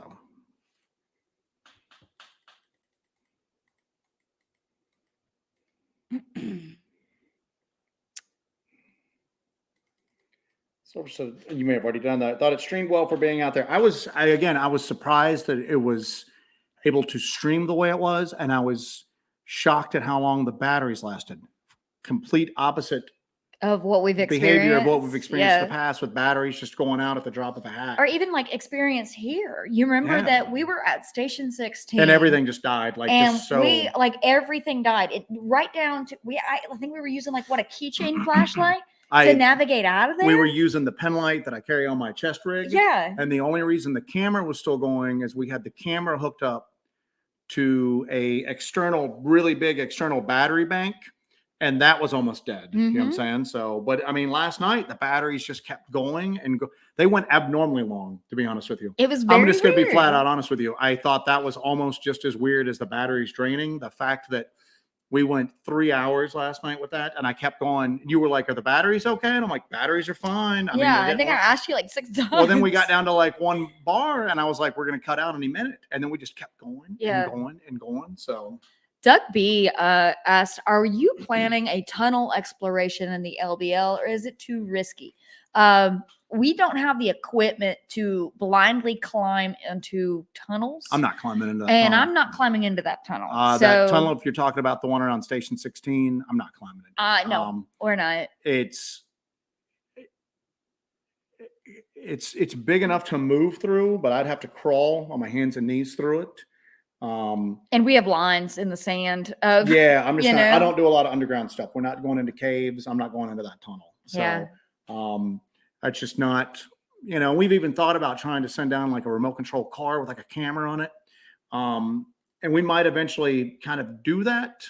That's going to be something that we really need to experiment with. I even thought about trying to get something rigged up before we came this time, and I just didn't do it. You know what I'm saying? So it's the other thing that you run into is that there's so much debris and bones, at least in the entrance of that tunnel. I don't know how I would really be able to maneuver a regular, like off the shelf remote controlled car down there. Yeah. That's something I guess I can figure out eventually, but we've just had other stuff on our plate at this point. So. Matt from Central Florida Bigfoot, thanks for the swag. Hey, thank you, Central Florida Bigfoot. Of course. Thank you for the 20, homie. Let me go back up here. Where was I? I'm not going into that tunnel. You can just forget that. Forget it. So hold on. Sorry, I clicked the wrong one. They're talking about the Dogman Wi-Fi that we tapped into. Password Homo sapien. So Jesus. Any chance to do a daytime follow-up and see exactly where you were? Yeah, we have. It's the area around what they call the bunkers, which is where the 1982 massacre supposedly happened at. And it features in some of our other videos. We will probably be releasing a video showing us in those areas in daytime on this round. Yeah. I don't know if we're going to live stream again, because what happens is that when we live stream, it's difficult to live stream and do the stuff that we normally do. When you guys see like a video from us doing like an investigation, that's edited down for time's sake, and then to cut all the boring stuff off, us putting down our backpacks, trading out pieces of equipment, doing stuff like that. So when you see like Jessi will edit together like an hour-long video. That's 12 to 16 hours of us being out in the woods, sometimes like all multiple day and sometimes all night. multiple days, down to like an hour and 15 minutes. So to live stream, we could do it. None of y'all would watch it. The first time that there's a 20-minute break of us trying to rearrange equipment or anything like that. So we're not going to live stream and then be like, all right, time for a pee break. Yeah, exactly. So yeah. We really just wanted to. We had the idea to do the live stream last night. I thought that what better way to kick off this trip and this LBL expedition. We've been looking forward to doing this, and we thought we weren't coming, and then we're coming, and then we're not coming, and then we're coming. So I thought it'd be a really, really cool way for us to kick off us coming out here and us doing this investigation, because this expedition is a little different because we are armed with so much more and more equipment, more tech, more knowledge, more information. More accounts, and so we're coming like loaded for bear here when it comes to coming and doing a thorough investigation. Of course, we're not going to be done even after this week. But I just think back to our first investigation here where we just showed up just on a whim. Kind of went in blind. Went in completely blind. But I really wanted to do that live stream because I've really been enjoying sharing stuff with you guys live and in person, and let you guys kind of be a part of the process in a way. And I wanted you guys to kind of see what it's like when we're out in the woods in the middle of the night and how dark it is, without it being so cut down. Yeah. And that way too, people kind of get like, obviously, let's just be honest. Obviously, if we're releasing a video after the fact, we made it back alive. Guys, yeah, you know what I'm saying? yeah. But if you're live, there's some rawness to like us just being out there. There's a danger. You guys don't know what's element. going to happen next. We don't know what's going to happen next. Yeah, so. that's true. Freddie Baker said that Coke can was late 60s, early 70s. I think I'd maybe said 50s, but the beer can we found, you dated to when? So we found some beer cans, and this was the last time we were here. We found some beer cans, and it was like a Coors can, I think it was. And so we took photos of it and everything like that. And it was I knew there would be a way to date these cans. So there's people that collect old beer cans, and you just go through like eBay, and then you find these people that collect these, and there's certain ways the art is certain years and all this stuff. So that's how I dated those first set of cans that we found. We never released that footage, but that's how we kind of dated one of those trash piles that we found in the area that was supposed to be a luxury or a nice campground in the 80s. We found a trash pile from the 1950s. So if you are building a nice campground, why is there a trash pile there under the leaves and stuff? But why is there a trash pile there from the 1950s? Well, that's the thing, is that when the 1982 attack kind of got back into everybody's, it was a topic of discussion. What was that, a couple of years ago? It started up again. Everybody was debating it. And there was a lot of discussion over it. And there's been, I guess, a lot of discussion over it and debate over it for years and all that. Some of that stuff you can't really prove or disprove. It's just a matter of opinion. However, we go back to like what Jessi said. So it's 1982. Supposedly this was a brand new campground. And it was constantly described as being very nice. Okay. It was a very nice campground with facilities and this and this and this. So they're just going to leave a trash pile filled with broken glass and rusted metal from the 1950s in the middle of this. Yeah. So there's going to be upper middle class American families who have RVs going into this nice new campground. And then little Timmy is just going to walk 10 yards over and play in the trash pile. Yeah. It's just odd. You got tetanus, Timmy. So we think that there was a campground there. We just don't think we don't think it was in that location that you constantly see was, and you don't really see that until you go here in the wintertime and you really just start crisscrossing through the woods. Yes. And there's other stuff through there as well. Now there's an area nearby that we think is a pretty good candidate for a campground that may have been a campground there once upon a time, and then they came in and like erased it from the map. But and it's in close proximity. Oh, it's extremely close proximity. In certain parts, you could toss a rock underhanded and hit it. Yeah. But you wouldn't necessarily get there on foot. If you look at it, you would go, listen, I could see an RV park being here. And then that trash pile is not somewhere you would really walk to on foot from this location. So that's just one of the things we're looking at. We're trying to apply we're not trying to debunk it by any stretch of the imagination, but we're just trying to figure out. We're trying to take away some of the haze and some of the cloud. Just trying to figure out where to focus our efforts at, if that makes sense. So, Kaiju Ninja 1985 says, have you seen mossy mounds like that one from last night? That could have been almost anything, though. That could have been. I thought it was cool. That was cool. I mean, but we've seen them. You see all sorts of stuff like that. You see, in the area where we caught that thing swinging from tree to tree, somebody mentioned that if the area had been logged in the past, that sometimes sawdust will pile up and then basically form like a natural mount. Like, other stuff will get on top of it and it'll eventually become like an elevated part of the earth there. So it could have been almost anything. It's very strange though. But of course I noticed it. I will tell you this. I'll admit this. I'm a bit of a moss freak myself. I love moss. When we go out hiking and we go into these like remote areas, there's a place in North Carolina we go to that I love because it's just this giant, soft, like just section of just the softest moss. I will go and I lay in it because I just love moss. Like Joe got me a jeweler's loop just examine the moss. To examine and a moss identification book for like a gift one time, which is, you know, close to my heart there.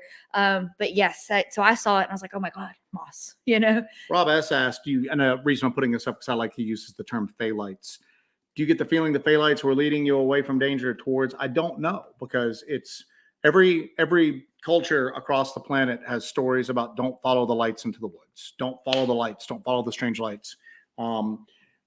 With those last night, it seemed like if I had to put an intention, of course that's a human thing, I'm putting a human, you know, categorization to something that's not human. It seemed like they were purposely just messing with us. It was, you could hear me becoming visibly frustrated last night because it was, we've had that happen before, but just never to this degree, just ping-ponging back and forth like that. We start going towards it, now it's behind us. We start heading in that direction, well, now it's behind us again. So I don't know. I mean, we know the lay of the land there, so we know it's not going to lead us off a cliff or something like that. But I don't know. You could tell that they were definitely moving us back and forth in a strange way. Jay Myers asked, how are you feeling today? She actually felt like okay as soon as, take this for what you will, but as soon as we crossed water last night, she was back to normal. Yeah, so maybe that was just a coincidence, or as soon as we crossed that canal to get off the peninsula, you cross that canal, you go over that bridge. I felt better. I was a little just tired, maybe just real drained. But I wasn't like dizzy or sick anymore. I was just really just kind of exhausted in a way. So we got back, and I needed to rest more than anything. Grace W. asked, what do you guys think about the deathbed confession from the man who said he saw Dogman kill a couple that were camping? I believe that happened. I do too. I believe that happened. So I believe that happened, and I believe that gentleman, and I believe that more than one person has mentioned having evidence of that happening. So yeah. Every time we're down at that water's edge near where we actually began the video last night. Yeah.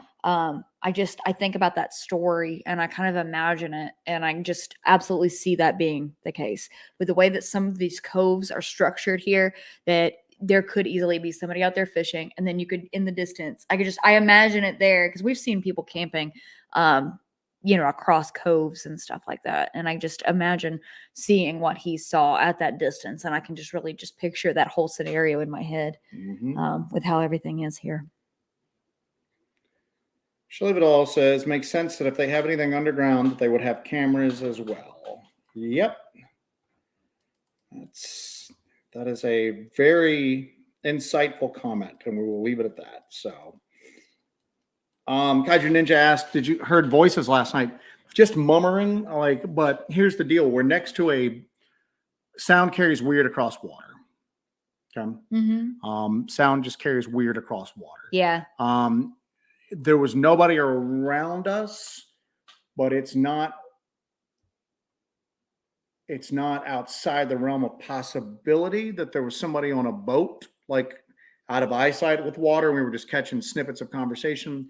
It just sounded like a murmured kind of, just sounded like a human vocalization, but you couldn't quite make out the words to it. Now, here's the deal. We've heard similar stuff in areas where there's not water.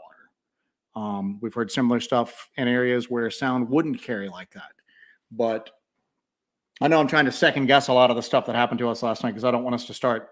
Last night was weird, and I don't want to fall into the pitfall of just going, this was supernatural, this was paranormal, this was this was this.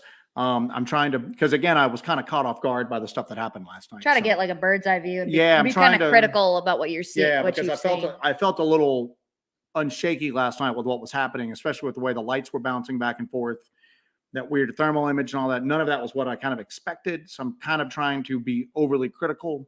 So bear with me on that. But yeah. Grace W mentioned that at the Dogman conference, there's a video of this guy saying he saw a Dogman kill a couple that were camping. He died of cancer a couple weeks after the video was made. Jody Cook actually got that video of that gentleman. That's the deathbed confession video. of the man who was fishing and actually saw a couple on the edge of the lake there, and that they were attacked and killed by a dog. There are people out there with information that backs that story up. So yeah, I think that happened. So now, was that guy actually a witness? Anybody could tell. Maybe he heard the story too, but I think that event happened. And I'll be honest with you, that guy sounded legit. You know what I'm saying? So, for what it's worth.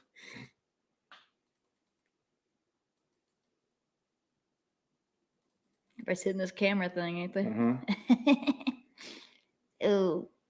Oh. I'm so behind in the chat. Yeah, and that's fine. We'll get through it. We'll get through it. Paramedic, I think you're talking about when I thought you said you heard a name when I said I heard a voice.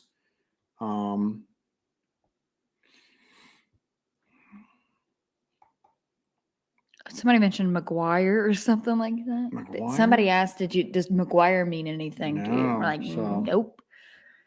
nope. And then the Deuster, as usual. Deuster's got what you need to check out that tumble from the top side. That's the Qster, boy. He's the Qster. He is the Q from James Bond, but the cryptid version. So Stingray 1975 says that small tunnel you found at that bunker might be an air vent to larger tunnels. That small tunnel and that building on that hilltop is the original purpose of it. We think was either a well house or some sort of pumping station. Mm-hmm. And we refer to that spot as station 16. So it had a mundane purpose originally, but what it's being used for now, I don't know. Excuse me.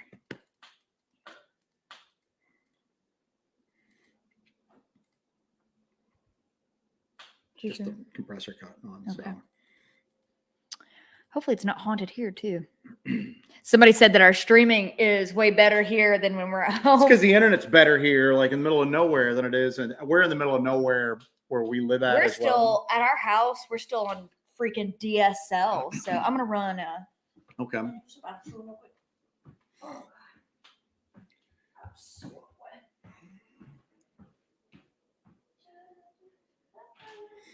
Forecast for the next few days, 70 to 83. It was hot today, and the area that we went into today to kind of scout out, we've been in before, and we've come out covered with ticks. Of course, that was in the summer months. Today, we plucked a few off us already in February. Now, there's something that I'm kind of diving into, is that you hear this from pretty much anybody who's actually done field work in the LBL. They'll talk about the ticks. It's almost like a running joke with a lot of us at this point, So there are some studies out there that ticks will, in certain types of ticks, will congregate in areas with high electromagnetic fields, and other ticks will shy away from areas with high electromagnetic fields.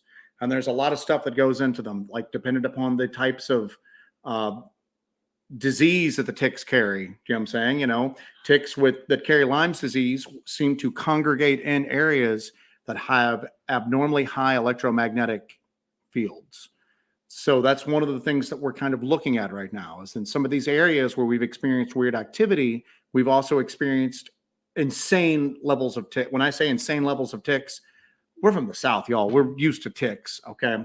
We're used to ticks. We've never seen ticks like this before in some of these areas.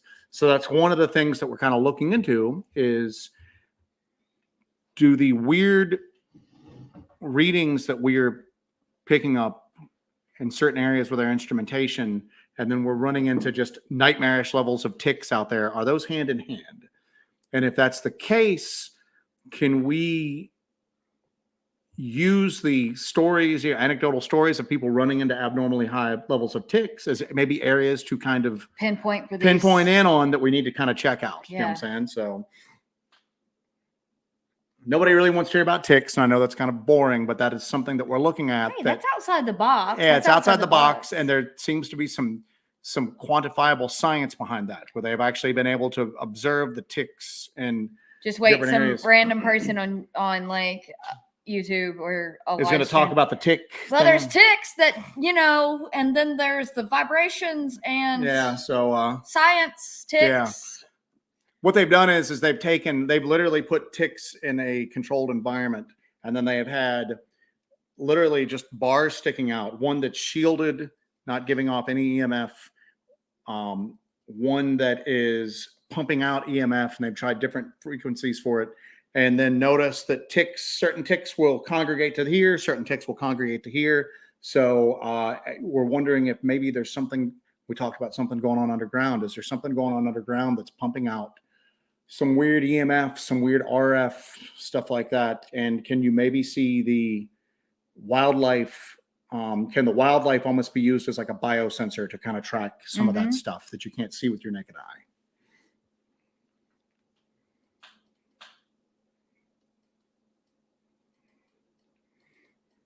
I'm catching up with some of the chat here. Yeah, I'm kind of catching up on this.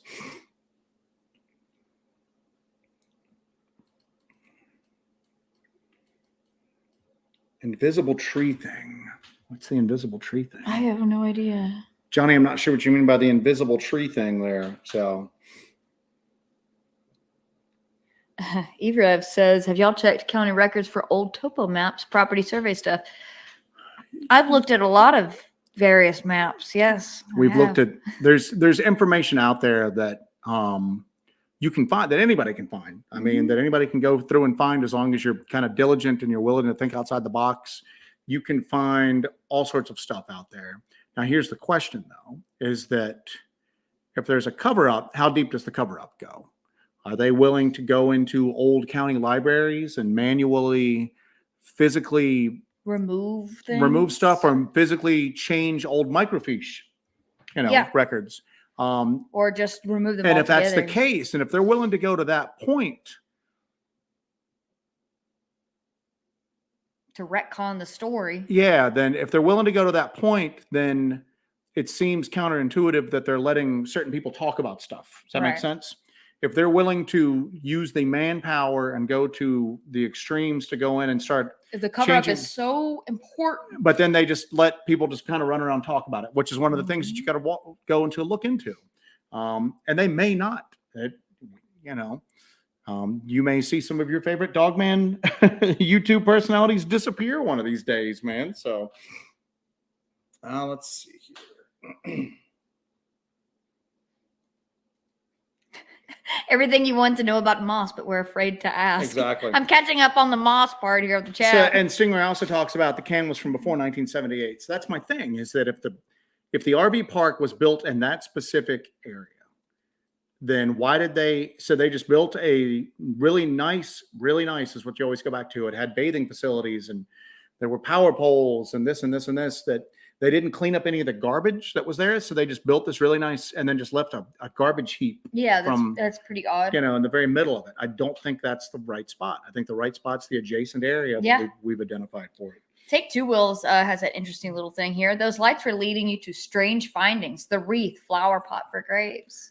And I'm not 100% positive that's what that flower pot was. It might be just that I had that wreath in my mind, so it's where my mind kind of went to. What did you think it looked like? I mean, that's kind of what it looked like, but I thought it was kind of, it was old. It was covered in like deep-seated like mildew and but it's just sitting there on top of everything, just right next to the tree. Kind of like presented there, that was very purposeful to me. Yeah, but I mean, it wasn't like stuck in the mud. Now here's another thing too, is it wasn't dirty at all around it. It was like, it had moss and stuff on it, but it's not like it was broken and then it had been partially buried for a while and then pulled up out of the ground. It was, and we had been to that place before, not on this trip, but we had been through there before. We'd hiked through that area before. We'd never seen that or anything like that. No. I don't know. It was definitely placed there. I don't know if by supernatural means or whatever. But it was definitely, it appeared like it was placed there. Cryptic Castleberry asked, did y'all ever figure out the year that overturned school bus was from? There's a few school buses in the LBL that you can find easily online that people talk about it. There's one that's called like Hank's Garage or something like that, that there's a school bus just laying there and it's easy to find. This one we didn't see in the warmer months. We only saw when it was really, really cold, and we just barely saw it. Now, of course, when we're walking up to it and we're first walking around, we're going, it's a school bus. You instantly go to like school children. Now, some people pointed out that some of the chairs, like the seats, were torn out. But there were other parts of it kind of cannibalized away as well. But somebody said, hey, it might have been like a hunting school bus, which it may have been. It may have been a school bus that somebody had kind of like, modified up to use for hunting, But then they just drove it down there. And I'm going, they didn't just drive it down here. There's no remnant of a road down here to this point. Some of these trees are older than when this school bus would have been down here.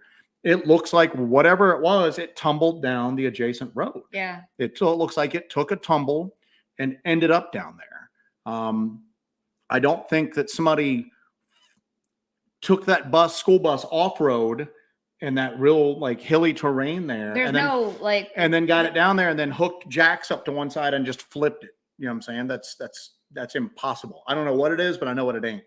And it wasn't driven down there, and they didn't just flip it on purpose. It looks like it tumbled down, because you can even find bits of metal going up that hill a little bit. Now, we couldn't positively identify that metal was from a school bus, but it could have been. So I'm not sure on that. What was the final word on the school bus? Because we had a lot of people giving us very confident but very conflicting dates on it. Yes. So, and I don't know enough to know who was right and who was wrong. And then I didn't find any information concerning like an incident. Of course, you're automatically going, oh my God, was there a horrific accident here? Did a bunch of children die here? Yeah. But I didn't find any information about anything like that. So it's still up in the air as of right now. We don't have any definitive answer about that. We should go check out the school bus tomorrow, though. We might go check out the school bus while we're here. Kaijun Engine 1985 says, have you ever found a piece of clothing or other human material that you think could have come from a possible missing person or persons? So on our last LBL series, Werewolf Experiments, we found those jeans and that boot that were awful weird. Awful weird. We have found women's jewelry in odd spots before, both here in the LBL and in North Georgia. Yes. We have found children's clothing, which was odd, and we haven't really ever released that footage. Yeah, so we have. Somebody invariably will ask, well, did you report it? Yeah, we reported it a couple times. Not always. Like if we just find like a hat out in the middle of the woods, I'm not, calling the cops up, but some of them we reported. And I can't tell you what happened afterwards. It's not like they keep us abreast of it, but I can just generally tell you that it's pretty much just, why are you bothering me with this? You know what I'm saying? Yeah. So it's disinterest, and is it part of a cover up? I don't know. Maybe it's just human nature to they don't really think it's important until there's a missing person to go along with his clothing. Yeah. They don't want to mess with it. So, one of the areas that we go to, and we don't really talk about the cases in depth, because you could look these cases up online and then know exactly where we're at. And then we've kind of opened ourselves up to that human element. Is somebody going to hoax us up there or mess with us or whatever? But there are some really weird disappearances in one area that we find clothing in pretty frequently. Yeah. And so we found it. It's not definitive. Obviously, we haven't gone into an area where John Smith was missing, and then we find a shirt embroidered with John Smith's name and his exact size. Nothing to that point. But yeah, we found some weird clothing in some weird spots in areas where people have gone disappearing before.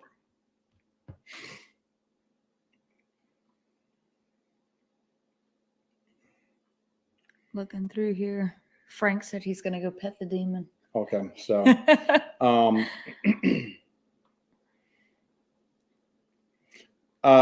Bronwyn says those lights are a distraction from something else. That's what we always keep in mind. But I'll be honest with you, last night I was getting frustrated. But I mean, we always kind of go, is something trying to make a focus here while something else is going on around there? You've got to kind of keep a 360-degree awareness in some of these areas, especially when there's areas when you think something's going on the ground. Yeah. Stuff might be in the treetops. Warcraft says a lot of trash comes from the rivers. Yes, we'll find those wash up points. And they're just full of trash. These cans were found way up. It's a little personal dump. It's a personal dump. There's big items there. It's all in one spot. If you dig down, you can find multiple layers consisting of multiple years of somebody tossing their garbage there. Yeah, but it's nowhere near the lake or the rivers. It's smack dab in the middle of where people claim an RV park once was. So. I was just laughing because you said it's a series of personal dumps. Oh my goodness. Let's see here. Going through some of these. Shirai Ronin Gaming was watching it. Hiker X, yeah, crossing water. We've had that happen 2 or 3 times now where she has been suffering from something and then we get across moving water and it kind of stops and that's all there is to it. That's happened to me a couple times, huh?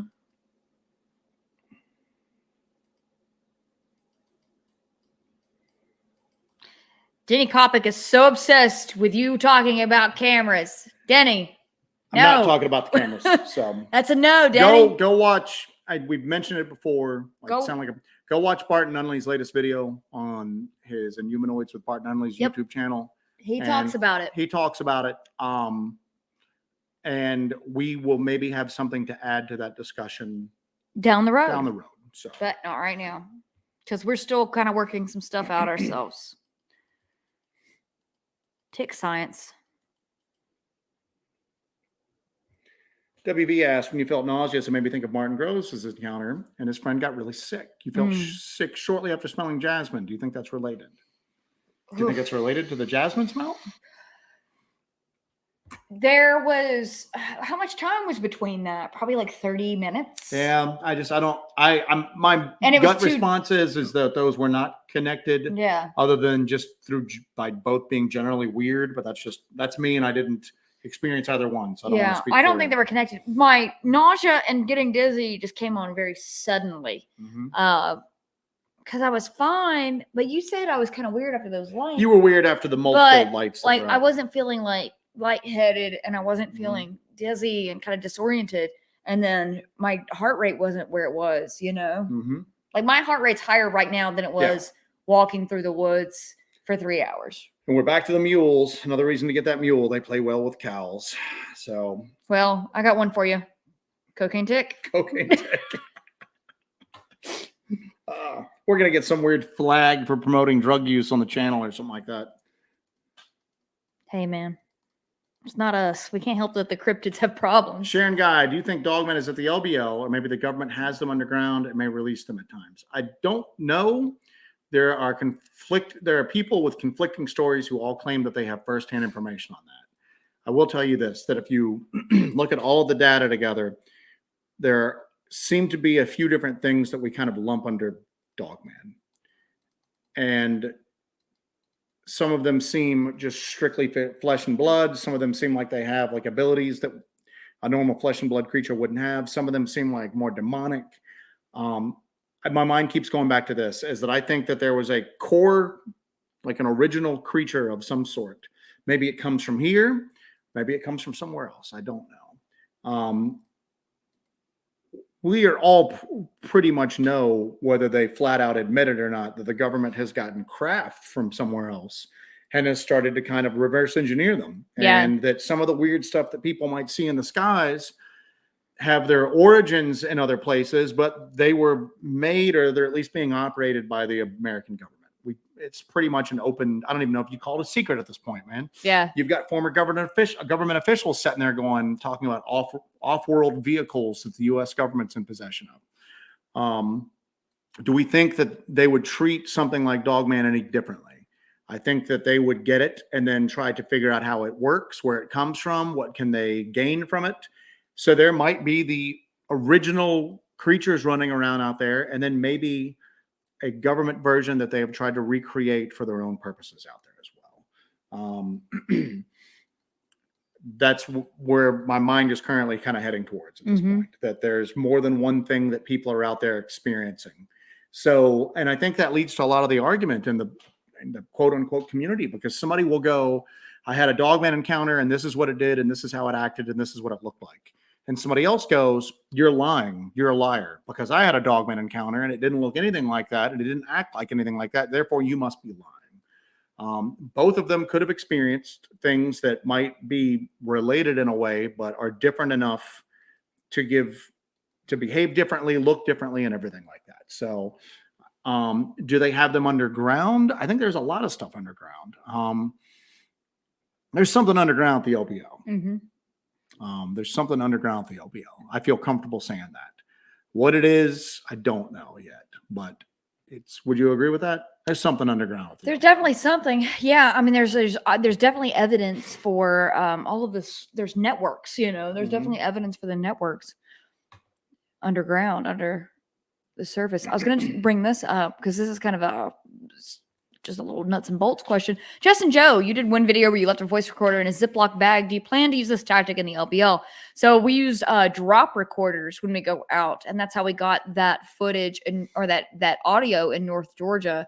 That was so freaking weird. But that's just one of the tactics that we use when we're gathering evidence. We find a place here that we think might be interesting where we've heard strange noises. We'll probably do the drop recorder technique because that's what we deploy. And that technique usually works like this. It's one of a couple of ways. Either we are moving, because again, we're very kinetic. We don't have a lot of luck setting up stationary somewhere and waiting for stuff to come to us. I think it might come up to you, but again, these things out here, whatever they are so far beyond us that if they want to stay hidden, they're staying hidden. Yep. For whatever reason, maybe it's because we tick it off, we make it curious. We're not behaving in the way it expects. We try to take a real kinetic approach. We move around a lot at night. We move around. We try to go towards it. We try to be loud in certain areas, quiet in other areas. We try to maintain a certain level of unpredictability. It might not be fooling anything at all. It might just make it curious. Why are these people behaving like this? Why do they have all these weird toys? What's going on with this? But what we'll do is if we're in an area where we're having activity and then it just stops, we'll leave an audio recorder and move off to another area. If we're moving and it sounds like something's tailing us, we'll start leaving recorders behind us to see what we can pick up at that point. We'll mark them on the GPS. In that case, we generally hide them. In other areas, we leave them right out in plain sight. Some of them I'll disable the red flashing recording light. Others I'll leave the light on, hoping something will come up and look at that light and we'll be able to pick it up. That's what I did in North Georgia when we got that stuff. We covered the light with a leaf, but you could still barely see it. When we came back, that leaf was gone.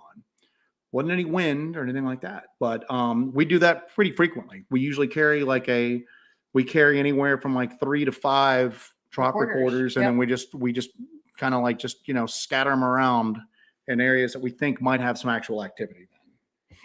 Because we've discussed this before, that we think that there's something about the phenomenon, whether it be Dogman, Sasquatch, whatever we're talking about, that it will allow you in a way to record audio, but not allow you to record video. Yeah, that's one of the things that you often hear, that it's almost like it allows you. It allows you. Obviously. That it just gives you enough, but not the whole thing. Yeah, well, I mean, you always go back to like a lot of this anomalous activity. It's always considered to be a trickster element. Our ancestors talk about the trickster like entities that existed outside of like civilization. That we saw it last night. I mean, they'd be in front of us, they'd be behind us, they'd be in front of us. They would all of a sudden just split off and behave in a weird way and then just disappear. And then all of a sudden, while we're standing there, we realize there's one behind us again. Yeah. That's behavior that seems like it's purposely acting in a way to just frustrate you, so. Kaiju Ninja 1985 says, if Dogman is flesh and blood, what do you think its ancestors could be or where it could come from in the fossil record? That's assuming that it came from here and then it follows what we know about evolution and about the line of succession from one creature to another in the evolutionary chain. That's right. That's assuming that it came from here. We don't know if it evolved elsewhere or if it just came from elsewhere and is just now here, but it's still considered a flesh and blood creature. Even though it didn't originate here, it might still be a flesh and blood creature. It just came from somewhere else. and maybe it doesn't follow our rules here.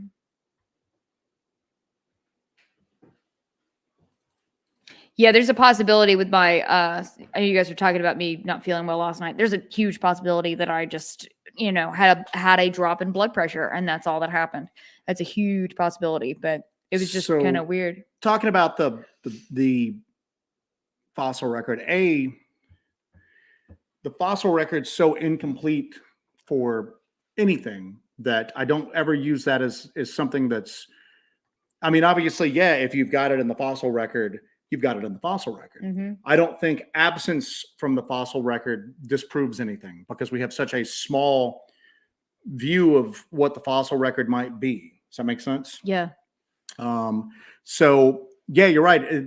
But again, I think a lot of this stuff, you're not dealing with things that are from here. When I say from here, I'm not necessarily, I'm just saying from like our reality, the surface of the planet, this planet in general, you know what I'm saying? This dimension from somewhere else. Maybe they could be under subterranean, you know what I'm saying? Something that went subterranean. There are like things that get trotted out every once in a while. And I was having to go through my open pages in my, so there's a thing called Dinocrucutta gigantea, which is basically a large hyena type creature. See this? Dinocrucutta. And it's a large hyena that some people have put forward going, hey, this might be an ancestor species.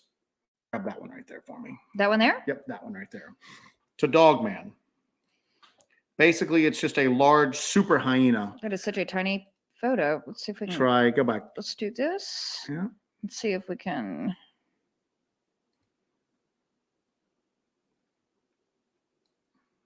Here.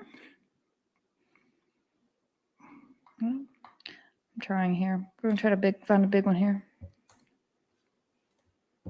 This might not work. Anyway.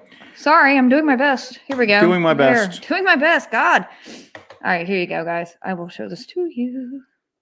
You can keep talking while I'm doing this. Just go ahead and pull it up real quick. So, okay. And alrighty.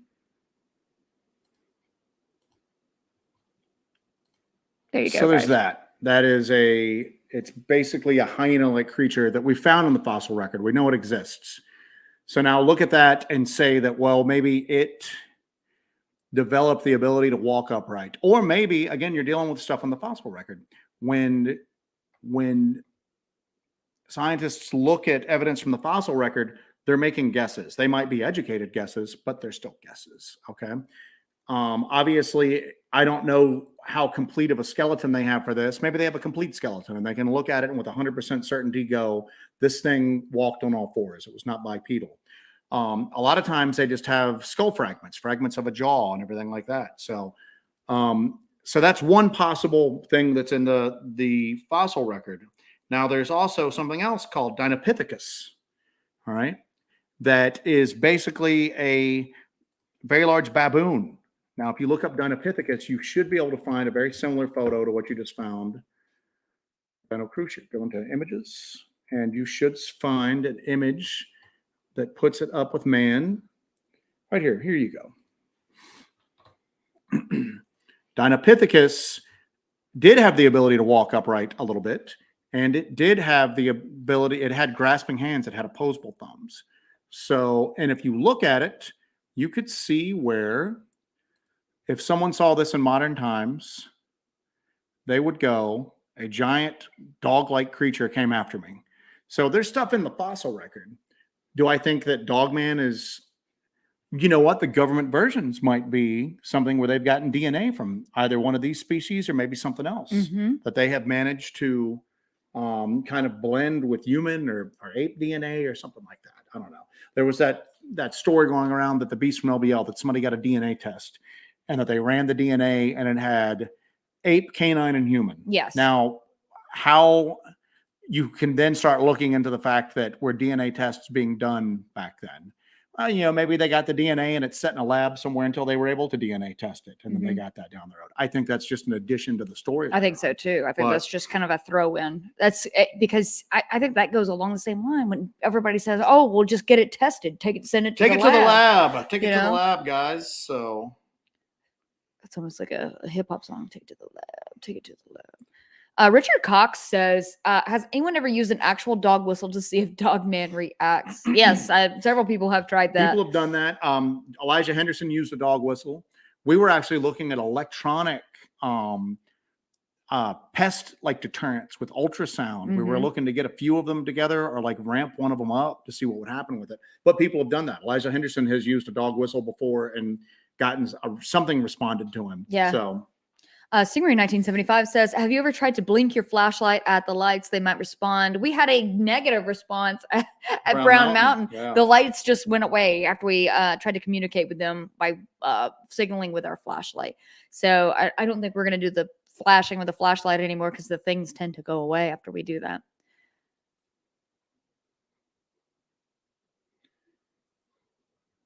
Benjo's World, Joe, do you pack? We both go armed. Now it is against federal law to go carry firearms in the LBL.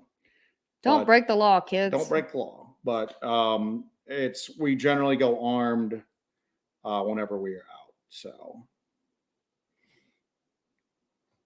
Gunpowder Owl said, y'all keep Lyme disease in mind when you're out there in the woods. My wife has had chronic Lyme for 9 years now. She's basically slowly dying. Sorry to hear that. We spent thousands and no real results. I'm sorry to hear that. Yeah, that's awful. To be honest with you, you were going to see us like last night. Let's go towards the lights. We'll do stuff like that. When we get into areas with ticks, we'll just move out at that point. We were in an area today where we went last summer, and Barton was actually telling us that the ticks have been really bad up here, even in the winter. That's part of why we like to come in the winter, because it's cooler and we don't have that whole tick problem. Tick science cool. But I'm just telling you, when people kept talking about the ticks, and I'm going, we found weird RF and weird EMF, and I'm going, is there a correlation between the two? Yeah. You've got something abnormal on one hand and then another thing that's abnormal on the other. Do the two correlate somehow? And then lo and behold, there's here, type in Tick science. Tick science. Joe Doyle, tick scientist.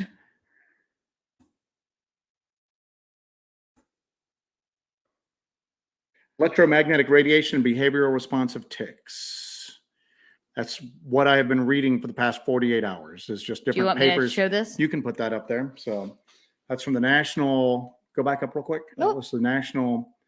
Oh, this is on PubMed. Yeah, exactly. National Laboratory of Medicine. So, but again, it's just something. It's just some people are experiencing one thing that's weird, that's mundane, but then another thing that's weird, that's not so mundane. Do the two tie in? Yeah, and certain areas people are noticing this. So, so you can see there it is. It exists.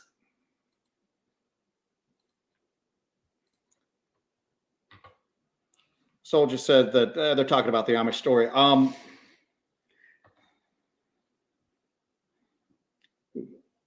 We even talk about that in like our first LBL series, because that was kind of like in a lot of the public discussion around the time we came to the LBL the first time. Yeah. Everybody draw here. All I would encourage is don't take my word for it. Don't take anybody's word for it. Look into it however you can and draw your own conclusions and see if you still think that that's plausible. And I guess we'll just leave it at that. So, yeah. Dennis Keith Mooney Jr., have you ever thought about this tactic, strapping a game camera to your backpack? That way, potentially, we can see what's behind you when you guys are walking single file.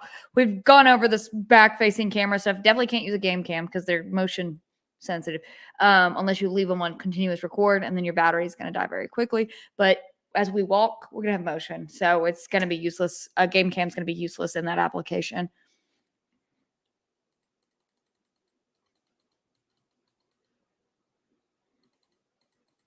Deuster. Good night, Deuster. Good night, Deuster. Here we go. E-Rev says certain bugs like an outdoor transformer. Yep.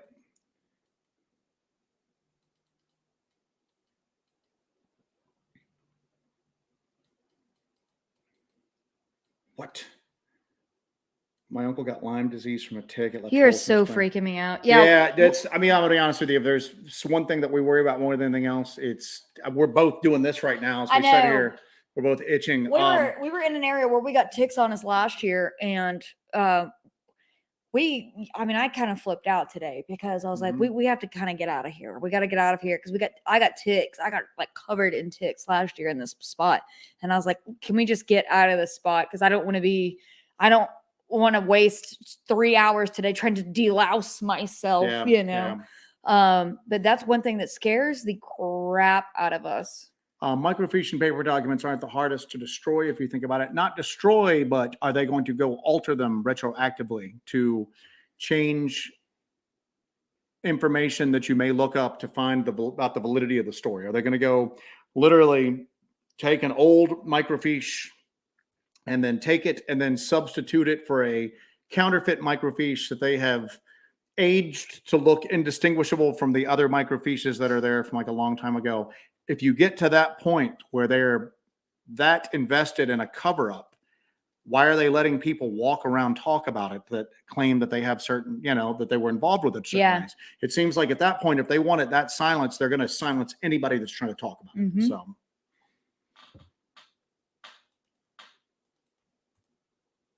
A lot of people getting Lyme disease, man. Oh, yeah. I think we're going to wrap this up and start doing ghost adventures. So. Yeah, that freaks me out. So, well, you know what? If you go to abandoned buildings, you can get that. What is that disease you can get from rat feces, where you breathe it in and it'll just definitely kill you. So that's something you have to worry about with abandoned and old buildings. This is difficult work. We need to take up golfing, I think. We're going to go into golfing. Oh, God.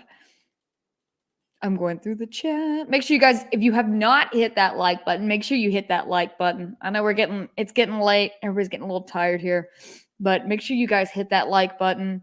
We really appreciate you guys joining us for all this. We're going to scroll through the chat a bit. I don't think we're going to go 3 hours today. Cocaine tick, TikTok. I'm going to start an app where we just get on there and make 30-second videos where we just spout off tick facts. We're going to call it TikTok. That's all right, guys. I'm here all week.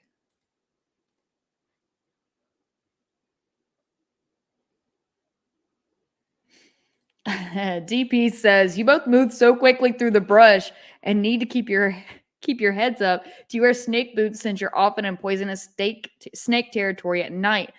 We don't wear snake boots. We try to not just burst through the woods when there's snakes out and about. It is unseasonably warm here right now, like really warm right here. So I'm very concerned about snakes right now. I'm worried that snakes are moving around a lot. We tend to take the summers off when snakes are definitely out and about. We don't really come into the LBL or go into heavily forested areas in the summer because we are concerned about snakes a lot. We were hoping it'd be a lot cooler here than it is now, but we are obviously we're screwing the pooch on that one. But we are definitely concerned about snakes during these really, really warm couple of days that we're here. So that is something we need to keep an eye out for. Because there are rattlesnakes here.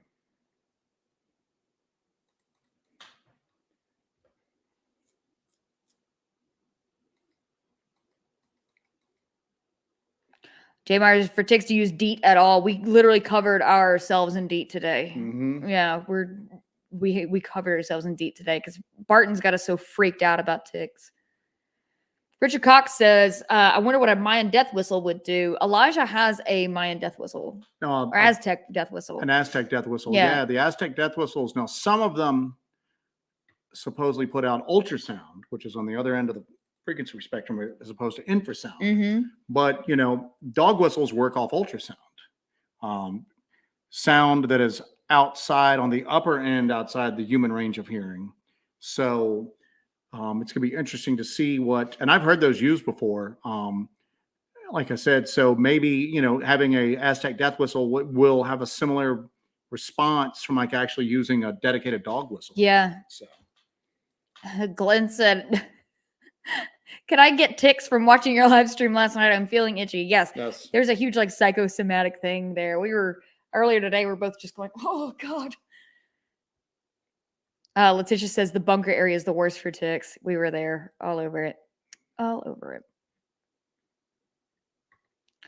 This is interesting. FOTW says, kind of like ants, they are known to be attracted to breaker boxes because of the electricity. Yeah, like I said, ticks seem to go. Do you still have that article up, or you've already gotten off that article? I've gotten off that. Don't worry about it. But I mean, this one, there's certain, they have discovered that certain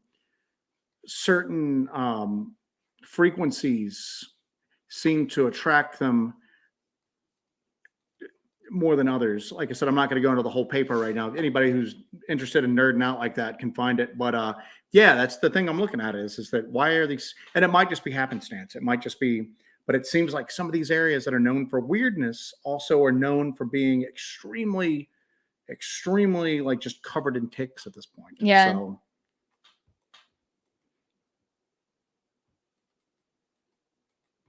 Alan Lassiter asks, do y'all use bait bags?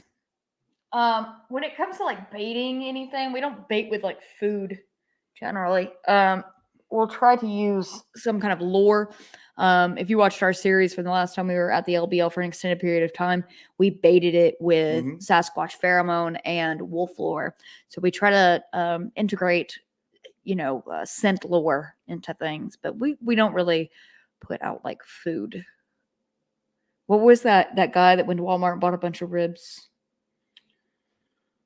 Todd Standing, Rick Dyer. Yeah, Rick Dyer put up beef ribs for Sasquatch that he bought at Walmart. Said that Sasquatch loved them. Love the ribs. Yeah, love the beef ribs. What's cool too is David Paulides, when he does his stuff, what is it, pancakes? McDonald's pancakes? That he and Scott Carpenter were using McDonald's pancakes that I'd never heard with before, syrup really? When they were doing the little the tape that they put around the trees to gather the hair. Oh yeah. They would put pancakes up in the trees. What they were doing is they were taking just packing tape and putting it sticky side up, and then putting McDonald's pancakes with syrup. Yeah. They're hoping that if something reached up to grab the pancakes, so they would leave some hair. But they were saying that they got crazy results with the McDonald's pancakes. I like a hot cake myself, I will say. Not gonna lie. I'll scare it. Kind of an old piece, but did you ever find out more about that torn up tent from last year? Nope. We did not. No. Nothing at all. That seemed to be nothing.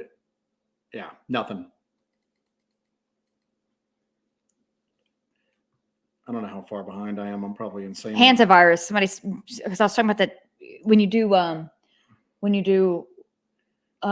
ghost hunting, you go into like abandoned buildings, and there's that virus you can get from inhaling rats and mice rat and all feces. that. Yeah. So that's not any easier. Somebody just said hit that like button. Hit that like button, man. I couldn't believe our likes were so low on that LBL investigation last night, man. I'm going to kill y'all to hit the like button. I know. Traipsing around the damn LBL at night trying to. I'm Christ on a cross here. Give me a like. So.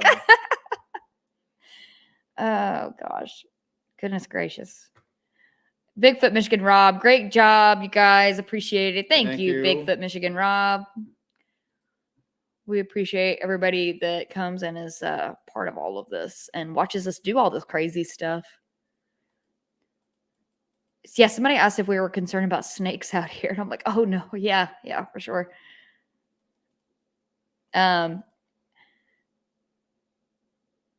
DEET is bad stuff. Ticks are bad stuff too. I can wash the DEET off. I can't wash off Lyme disease. Stingray 1975. Are y'all thinking about going back to Corpsewood Manor?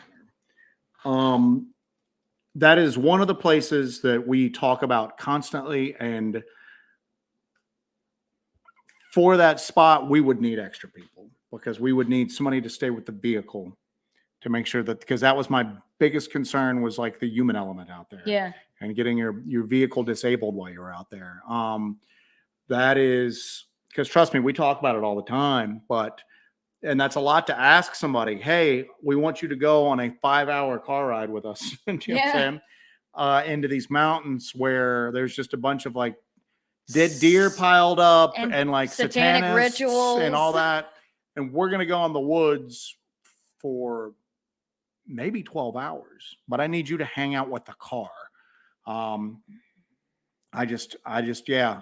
We have been unable to find that person as of yet. Yeah, So, yeah. and actually we'd probably need 2 people. I wouldn't want to leave somebody there by themselves. Yeah, that's true. But that's a lot to ask. So that you're is a just lot gonna to sit ask. with a car for like 12 hours. Well, So there's a bit of a conversation in the chat right now between Hiker X, Cryptid Response, Sharon. They're talking about Jeff Nadonley and the Victor situation. You know that Jody Cook went and tracked down the Victor character. So I didn't know that was the case until somebody mentioned it. mentioned in our chat on a show a couple weeks ago that Jody tracked down the Victor character. So Joe actually asked Jody, "Did you?" Because I was like, "Of course Jody did that. Of course Jody tracked him down." Because And it's just knocking on doors in some random neighborhood going. that is so like Yeah. I was like, if anybody is going to go and track this guy down and just be like, all right, dude, and like find out the truth about this guy, it's Jody Cook. He will freaking find him. So Joe asked Jody, and Jody was like, oh yeah, I tracked him down. So yeah, you guys are on the right path with that. That it's a bit of a. And I know that Jody Cook's kind of people have strong opinions about him one way or the other, but you've got to admit that, like, I wouldn't do that. I wouldn't do that. I wouldn't care enough to go for something like that, because somebody's stories like that are not going to affect an ex-government cryptid assassin. Is not gonna. We don't research anything like that that'll even touch upon that. So I wouldn't care enough, even if I did care enough. Do you know what he knows how to do though? Dogman chop. Josh. So, good God, tired. Anyway, and if I did care enough, I wouldn't walk up to strangers' doors and start knocking, going, I'm trying to track down this guy from YouTube who claims that he kills like werewolves.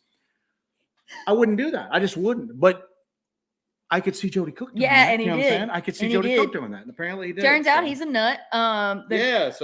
Jody Cook for doing it, looking for it, and then the dude for saying it. I think he's a nut. We got two nut situation. Two nut situation going on, man. So. Yeah, but the guy's just a crazy person. So So let's go with that. But here's my point on that all the time is that because we talk to a lot of people that are involved in this sort of stuff, a lot of people that have witnessed this stuff. We've talked about some of them on the channel. Some of them we'll never talk about because they don't want their stuff shared. They just want to share it with us. They want to share their story with somebody. And they think that maybe their story might give us a little piece of the puzzle. I find very credible those people that go, I don't know what it was, but this is what happened to me. This is what I saw. Okay. I had this happen. I don't have any answers. I'm looking for the answers for this. Or maybe I'm not looking for the answers with it. I don't want to know anything more about it. I don't want to think about it, but this is what happened to me and I don't know what it was. I don't know what I saw. Okay. Mm-hmm. That's credible to me. Okay. Those people that go, this happened and it happened so fast, or it happened like this. And I don't have, this was like Martin's story. Martin Groves' story. Right. Okay. Something like, Martin's is obviously on the extreme end, but something like that.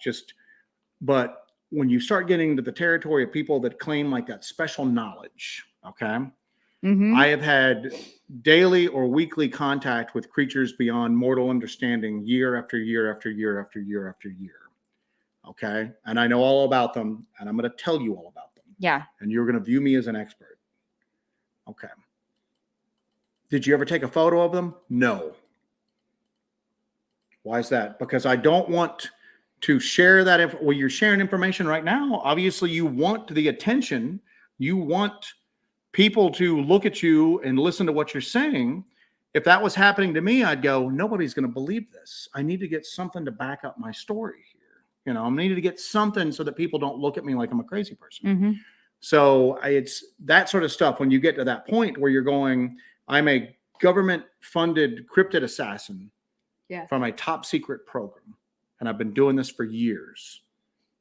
Well, why does nobody know about this? Because it's beyond top secret. Yeah. The government doesn't want anybody talking about it. Why are they letting you talk about it right now? You know what I'm saying? And a lot of people are asking, like, well, what do you think about Jeff's show? We don't listen to Jeff's show. I don't really listen to a show. So we don't listen to a show. I didn't even really know anything about the Victor thing until somebody told me about it on this show. Yeah. And was going, there's a guy, and apparently he was a government funded, and I'm probably got that wrong. I think he was like I don't know. But somebody's telling me that, and I'm going, well, does he have any like evidence? No. The government would kill him if he tried to. Well, then why is the government not killing him right now for talking about this? You know what I'm saying? So Dogman drop. Jesus Christ, God Almighty. But I don't know. Art Bell had people on that were obviously, batshit. Yeah, but I mean, and here's the deal. I'm sure that there's people that everybody has listened to that have gone, that person's just crazy, but it really happened, and maybe it affected them to certain. Yeah. I always think about this. Maybe because sometimes you see people that just seem a little off. Yeah. That have dealt with this stuff. Maybe they're a little off because of the trauma they experienced with it. You know what I'm saying? Maybe somebody who was a little bit more worried with how society views them had it happen too, but they're not willing to talk about it. Yeah. Because they don't want to be viewed as a crazy person. So I'm not saying that I don't believe that. I'm just saying that when people have had, it's like people who go, oh, I've got this clan of Sasquatch that lives in my backyard, and they come in and I make them cookies and everything like that. Well, have you ever gotten any photographic evidence? No, because I don't want people to become aware of them because mankind is so harmful. Mm-hmm. Well, then why are you talking about it to me right now? Do you know what I'm saying? If you don't want people to become aware of it, because I'm a people. I'm aware of it now, I am human. I'm a people. So. Oh my gosh. Goodness gracious, guys. All right. And I hate to be that guy, but can you guys have some critical thinking sometimes? Just Virginia, where they're creating Dogman with June. And again, hey, guess what? I might be completely off. This dude might be completely legit. I don't know. Whenever I hear somebody I just approach it how I would approach it. And I'm having these constant run-ins with these creatures. I want to tell people about them. People aren't going to believe just the story. They're going to think I'm crazy. I need to try to sneak some photos. I need to try to get something to try to back the story up. And if I didn't have that evidence to back it up and I claimed to have all this knowledge for it, I probably wouldn't come forward with it because I'd be like, nobody's going to believe me, I don't know. That's my thing. But guess what? He could be, I don't know enough about it. I'm just saying on surface, what we've been told, I don't find it believable. So.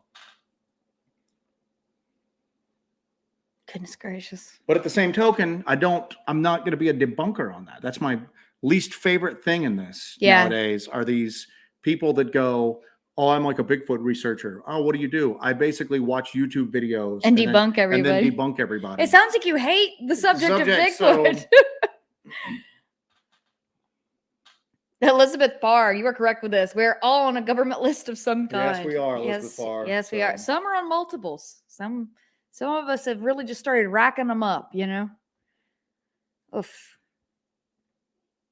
FOTW said that Art Bell definitely entertained a lot of nuts. He did. You could tell sometimes. We always talk about it. We went on a big old Art Bell kick for a while where we were listening to old classic shows. And you knew that sometimes he was just going, this person is completely crazy, but this is going to be good radio. Yeah. And I'm going to roll with it. At the end of the day, they are making radio. So. Yeah. So, got to sell some books, I guess.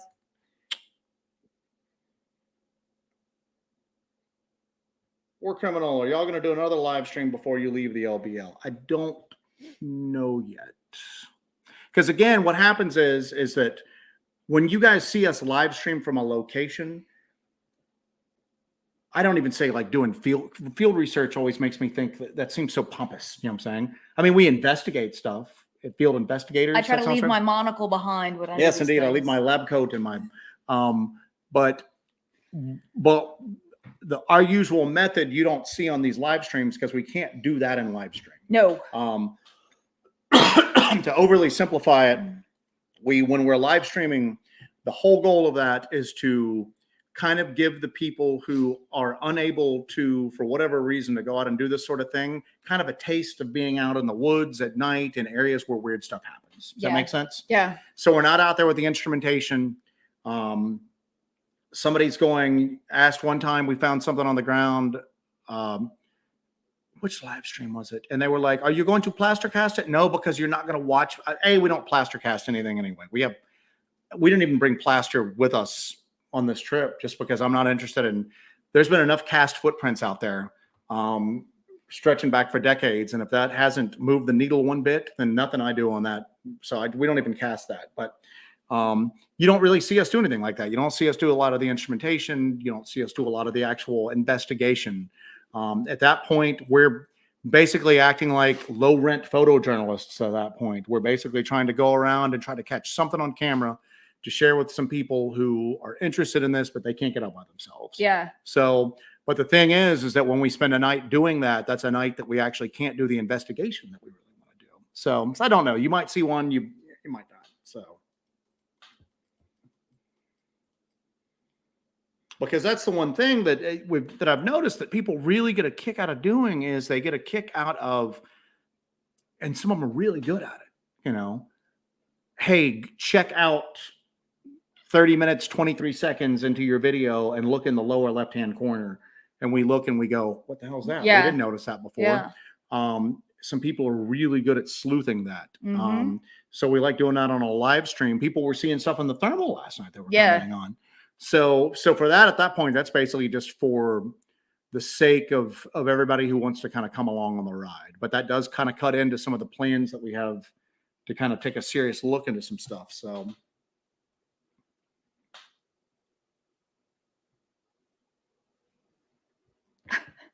What do you got? Pyromedic says the call of the cicada will keep the Dogman at bay. And Judy goes, Pyro, is this true? I'm not doing it. No. I'm not doing it. You don't know what that call of the cicada will do in Kentucky. You don't know the effects it could have to the local wildlife if I threw in my cicada in here.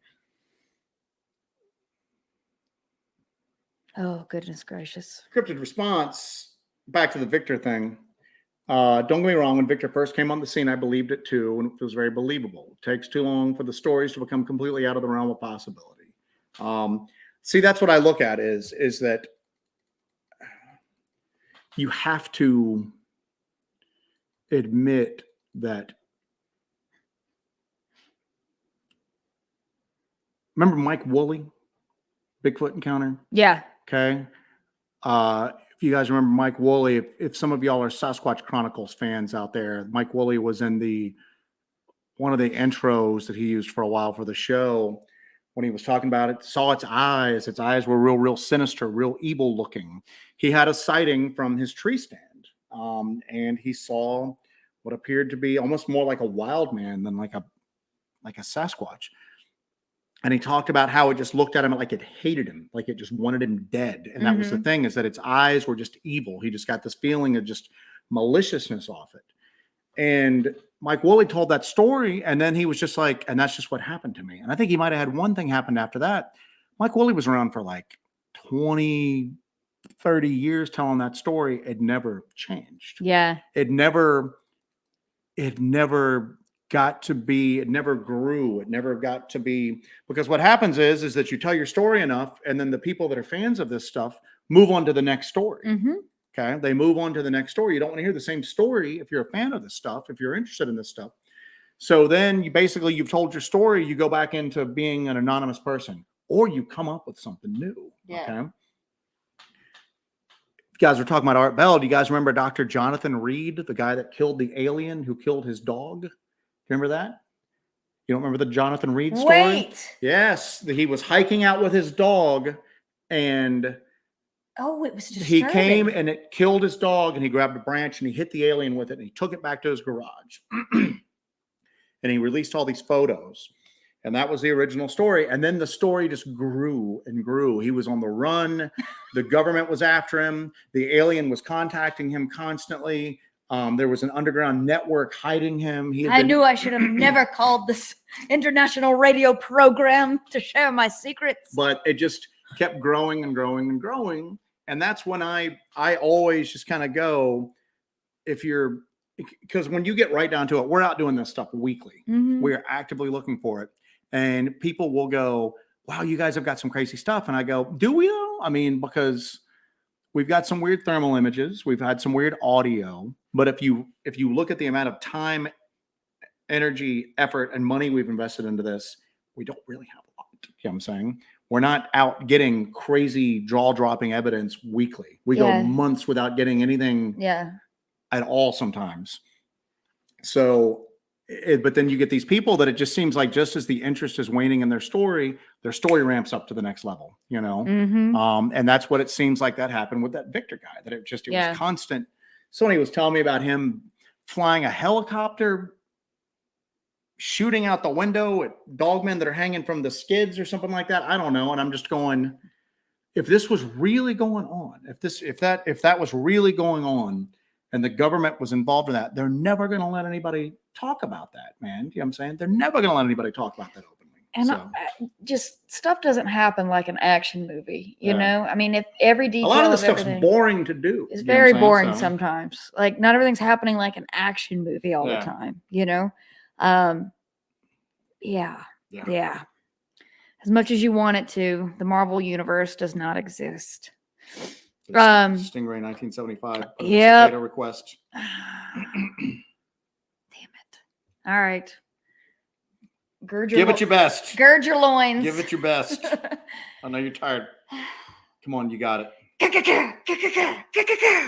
There you go. I haven't did the cicada hands. You got it. Yeah, exactly. Cicadas don't have hands. They do now. Is that all right? They got hands now. Thank you, Stingray 1975. I've debased myself for money once more. Oh, goodness gracious. I'm catching up on this. We're going to go a few more minutes, and then we're going to call it. Yeah. We're tired, guys, in case you guys can't tell. I think I've yawned way too many times. We had a delicious dinner at a local Mexican restaurant, and I had a dish called a molcajete, which was it's a giant stone. I did not know what it was. I just ordered it because it was a specialty.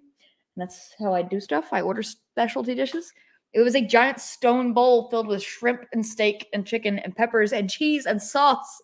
And it was like one of the most glorious pieces of food I've ever had. But I divert here. But MK Ultra, yes, that's why I don't get to use permethrin. I have 2 big bottles of permethrin that I brought home, and then I was told that it was going to hurt the cats. So it is locked in a storage shed outside of the house. Yeah. So we actually even talked about trying to bring it and then use it here and then just wash our clothes a bunch before we went back home. But we don't want to risk it. So. No. We love our little kitties. All right. Dun, dun, dun. I'm going back through here.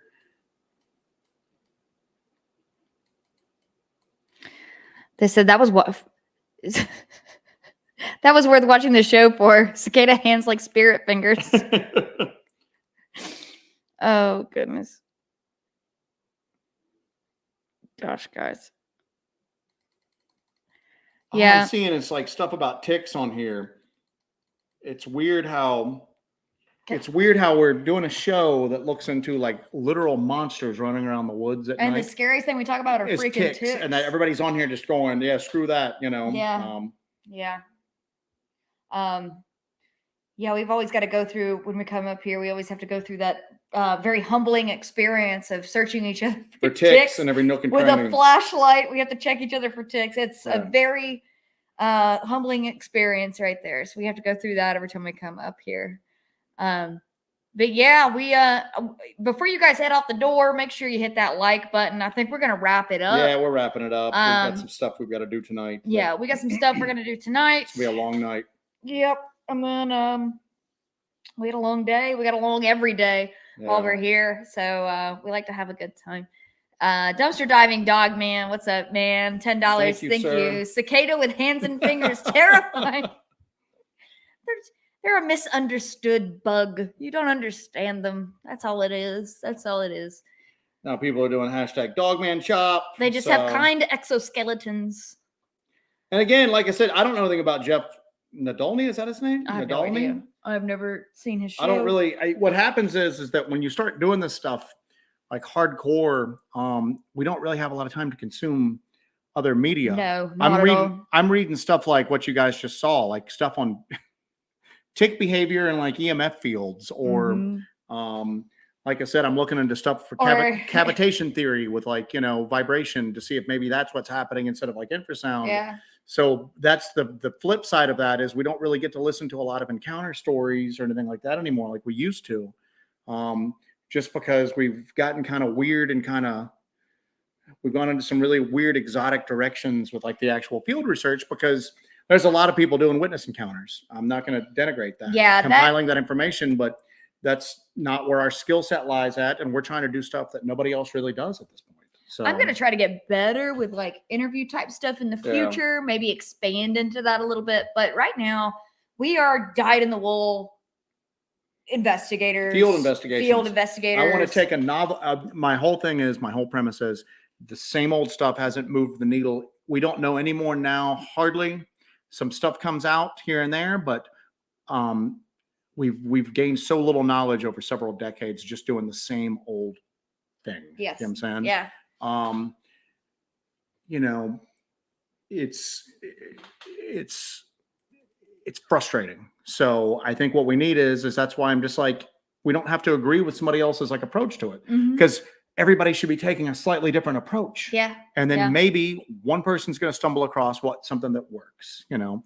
So there's a lot of people out there gathering witness encounters. There's a lot of people out there casting footprints. I want to be the guy that looks for EMF effects on like ticks. And if strange EMF fields have effects on that, I mean, that's what I want to look into.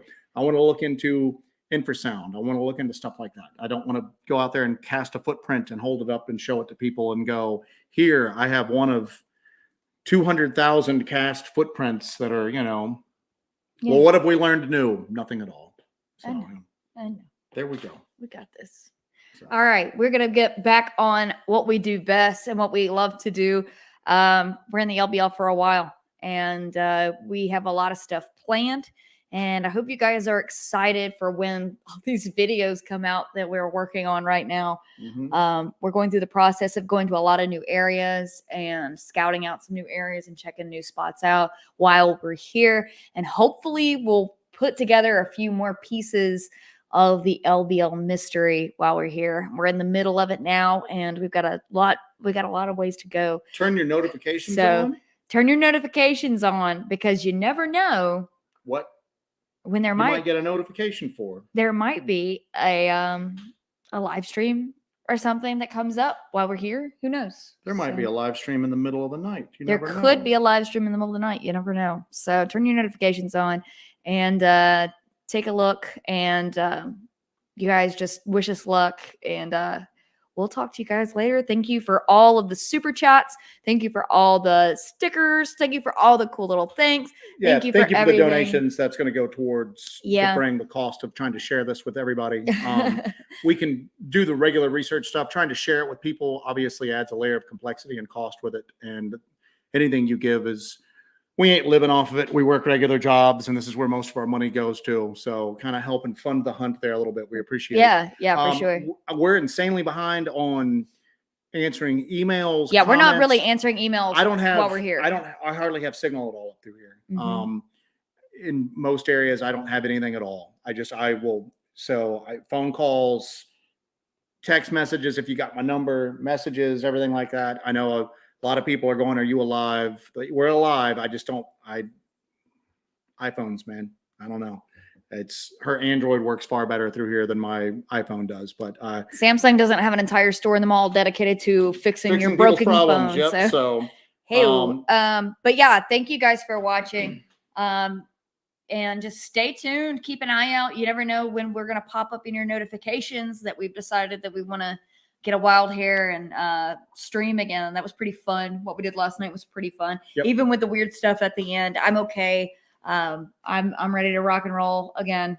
So just keep an eye out, and you never know when we'll go live, and you guys can be a part of Hellbent Holler live in the LBL once again. So make sure you guys keep an eye out. And thank you guys for everything. We really appreciate it. You guys are awesome. And yeah, what did I miss? E-Rev gave us $2 and he goes, it ain't much, but it's a game to see what you can buy for $2 now. So anyway, thank you, sir. All right, guys, we're out. Yeah, we're done. We appreciate you guys. We'll talk to you later. Keep an eye out and stay safe out there.